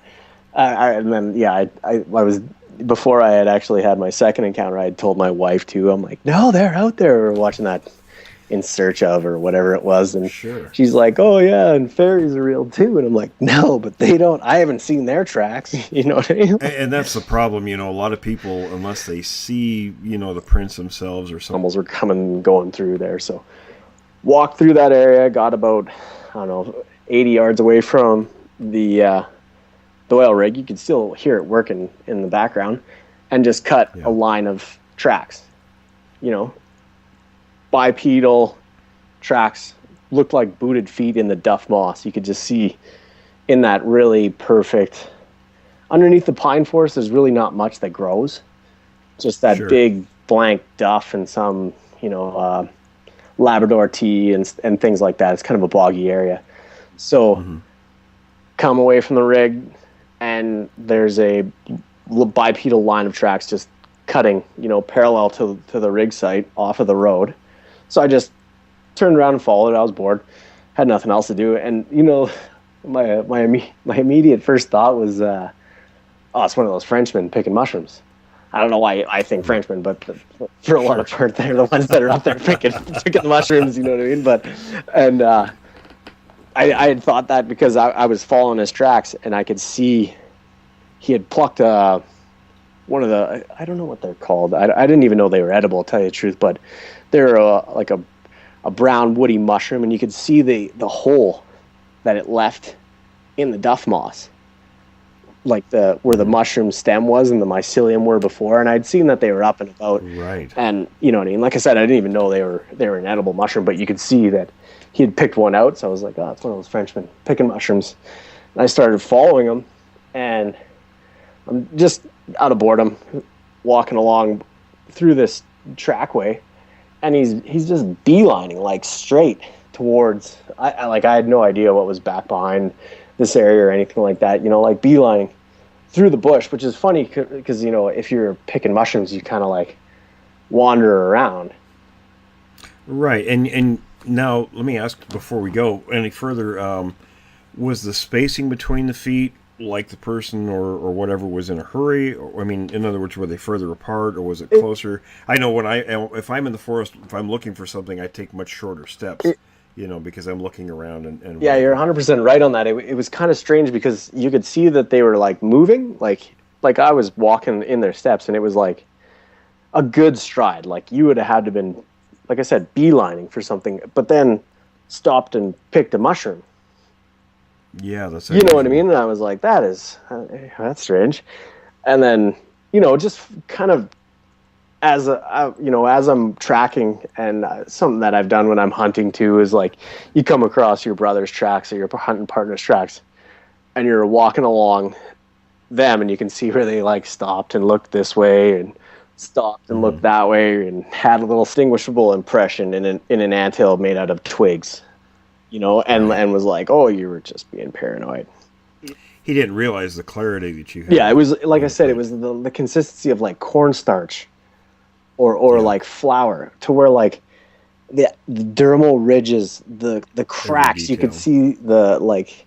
This one actually had dermal ridges running like laterally along the foot, along the edge of its foot, like cracks. Right. And it was perfect, like perfectly in the impression. And the track was no less than 20 minutes old, because the ants hadn't even like stopped running around to fix things. They were still running around. They rebuild their nest fairly quickly. Yeah, or they start repairing it. You know what I mean? You can see, and in this find of like substrate, you could even see the ant tracks. Oh, you know what I mean? Like, that's how it's like cornstarch. It's so fine. You could see where they had moved around on it. And that's kind of a big thing with people too. If listeners, to help you understand, everybody, has different opinions about footprints. Well, it really depends on the medium that tracks are left in. Yeah, for sure. So, and most often in the forests aren't really great for leaving footprint impressions. You see impressions, but never like tracks. Never really clear tracks. Yeah, it's got to be just the right conditions for really, really good prints. So that kind of leads us now, I guess, the next time you had a line of tracks, and was that when you were telling me that you were following a line of tracks? And doing I guess, I mean, the thing is, like, after that, I started to just, I fully, truly believed in Sasquatch, because I had seen the tracks. Like, I'm a hunter. When you see sign, there's game. And, like, sign it could be fake, but that one would have just been such an elaborate route. And again, that's right. That's the thing. It's the conditions. The context of the print does not lend itself to hoax, or even anyone else, or mistaken identity. You know what I mean? Some hermit in the woods. You know what I mean? Like, right? Not like but So I had definitely believed in him, and then I guess the next time I actually saw something that I just absolutely right back to the immediate idea was, this isn't a person, was in that same area. Would have been 2012. I was working in the oil field in that same region along that Wannawan Alaska Highway, just north of Pink Mountain.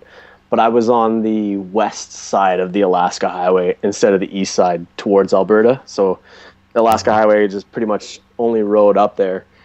The Gundy Road goes, and then I was, before I had actually had my second encounter, I had told my wife too. I'm like, no, they're out there. We're watching that In Search Of or whatever it was, and she's like, oh yeah, and fairies are real too. And I'm like, no, but they don't. I haven't seen their tracks. You know what I mean? And that's the problem. A lot of people, unless they see the prints themselves or some other sign or the creatures, they really can't grasp what you've told them. Yeah, I was probably like 22 at that time. 21. I would have been 21, somewhere in there. So I, like, maybe, he was like, oh, probably, probably just smoking something out in those tree planting camps and seeing bear tracks or whatever. But I was, when you see something like that, it's just so uncharacteristic of anything else. And it's not like I'm one of those guys that's going to mistake a bear track for. Right, when you've grown up around that and learned animal sign, even people who aren't that knowledgeable, if you've seen bear tracks and you see something that's not bear tracks, I mean, it's really difficult to mistake bear tracks and Sasquatch tracks for each other. My dad had actually, like, later on we had talked about it, he thought that, like, I don't know, there's two different ant species mostly in these forests, the black ants and the red ants, and the red ants cut, like, little twigs and make their nests out of that, where the black ants make their nests out of the soil. He kind of, in his mind, had envisioned like an impression, indistinguishable impression in an anthill made out of twigs, and was like, oh, you were just being paranoid. He didn't realize the clarity that you had. Yeah, it was, like I said, it was the consistency of like cornstarch or like flour, to where like the dermal ridges, the cracks, you could see the, like, this one actually had dermal ridges running like laterally along the foot, along the edge of its foot, like Right. cracks. Right. And it was perfect, like perfectly in the impression. And the track was no less than 20 minutes old because the ants hadn't even like stopped running around to fix things. They were still running around. Yeah, they rebuild their nest fairly quickly. Yeah, or they start repairing it. You know what I mean? You can see, and in this find of like substrate, you could even see the ant tracks. Oh, You know wow. what I mean? Like that's how it's like cornstarch. It's so fine. You could see where they had moved around on it. And that's kind of a big thing with people too. If listeners, to help you understand, everybody, has different opinions about footprints. Well, it really depends on the medium that tracks are left in. Yeah, for sure. So, and most often in the forests aren't really great for leaving footprint. You see who was out here? Like I just flew in here, and I was like, And barefoot. who was just here? That was the thing that really spooked me, is because from where I was sitting, I deliberately picked a spot where I could see the entire valley, and they had watched me fly in, load Right. up, and walk up the hill, and hadn't left. You know what I mean? Like they had just left. That could make you feel a little nervous. Well, they were right there. That was the thing that spooked me out, and I kept. Needless to say, I didn't have to do my business anymore. I wasn't feeling all that comfortable, so I just like Right. put my pants up, and I come running out, and I'm like, Elliot, to my partner. He's just kind of a city boy, you know. And I'm like, come look at this, man. I pull him over there, and he's like, whoa, man, who was here? I'm like, I don't think you're getting it, man. Look over there. 2 people just walked out here, and he's like, whoa, who do you think was here, man? And I'm like, it's a goddamn Sasquatch, like joking around, but at the same time, the hair on the back of my You're neck right. was like, But you started thinking in terms of Bigfoot at this point. immediately, because like I said, it was as like I have a short foot, like a 9, but my tread is 5E, like super wide, and I Right. was looking at it, and like it was impossibly wide for the length of it. You know what I mean? Like it was bigger in all around every measure of a booted foot track. You know what I mean? Like Right. it was not very big in length, but the proportions were very, very strange. Like, and just, growing up with my dad, like he'd always be like, oh, look at this, pointing things out about people's tracks. Like, oh, you see that? He drags his heel, like his shoes pattern's worn off on that side. So it's just one of those things. I was looking at it and I was like, this is unexplainable. And then the freshness, and then looking over and just seeing the clear, distinct, like the sun was still coming up over it. You know what I mean? It was just perfect. 2 pathways in the dew, and the vegetation bent over, and they just went up on the hill above us too. And it makes you wonder, or would make me wonder, about the timing. You flew into this location from quite a ways away, and what are the chances that you go to do a nature call, and then right near where you happen to pick are these tracks? And then it also made me wonder, like, what are they doing there? Like, why are they sitting there? They're watching. You know what I mean? Right. They're Right. looking out.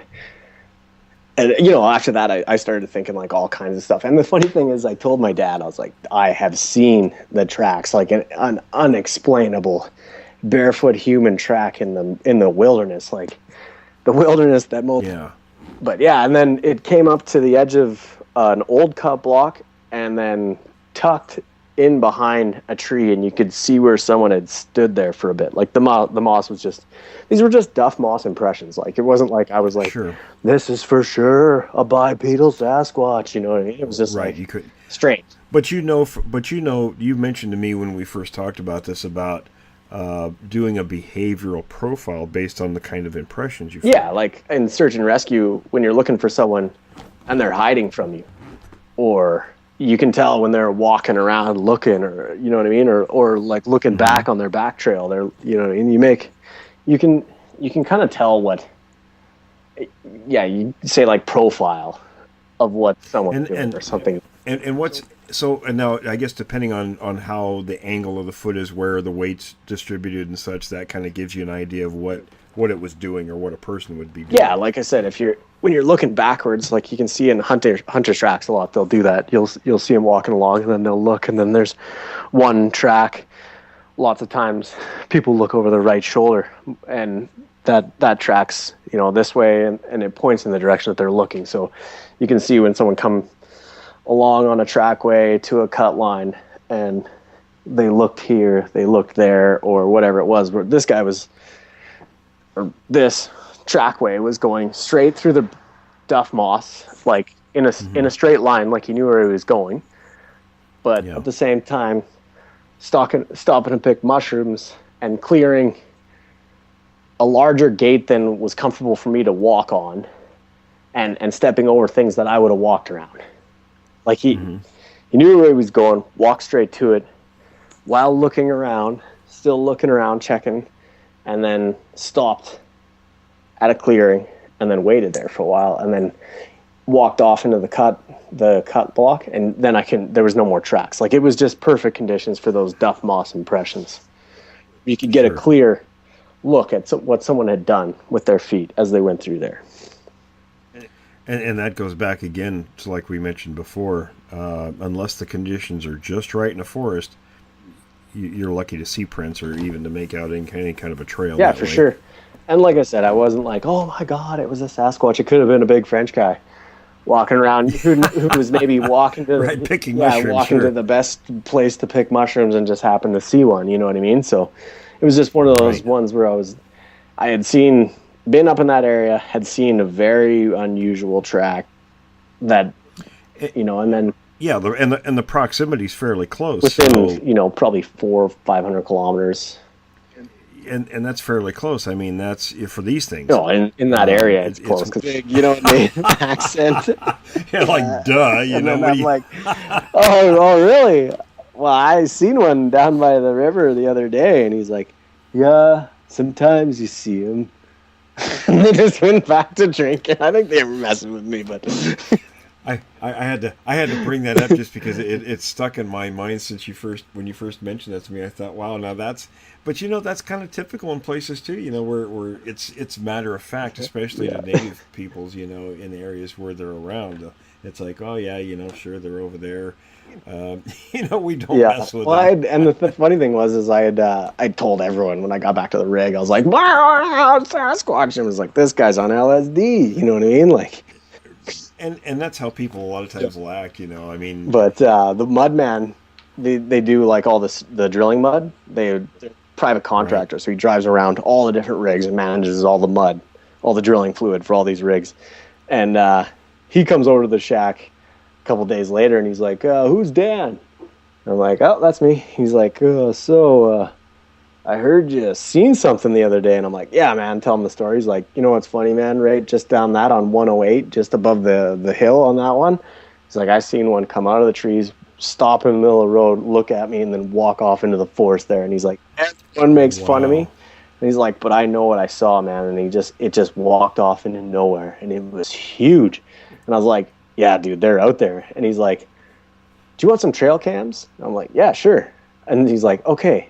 So he got me sent up by another mud driver who was in the area, one of his associates, a box of trail cams, SD cards, batteries, and everything. And it was like, just go use these, go put them out. Like 25 trail cams, that's amazing. Thousands of dollars worth of stuff. And he was just like, he'd got them on promotion or whatever, gives them to the company man to, promote their drilling company. But he forwarded them all my way, even through an associate, because he'd seen one himself. And that's it. Once somebody has seen these things, it's no longer just the joke. It all of a sudden becomes very real, and then when you talk to somebody else that's seen one, you connect with people. Yeah, for sure. But yeah, they're out there. I mean, I've seen lots of other, besides from the real clear describable sign that I can tell people was most definitely not likely to be human or anything else. But they mark their trails. They're out there hunting. They're in the same areas. And I thought the whole tree knocking thing was total BS. Seen it on Finding Bigfoot type crap. I've heard that once before too in an area that was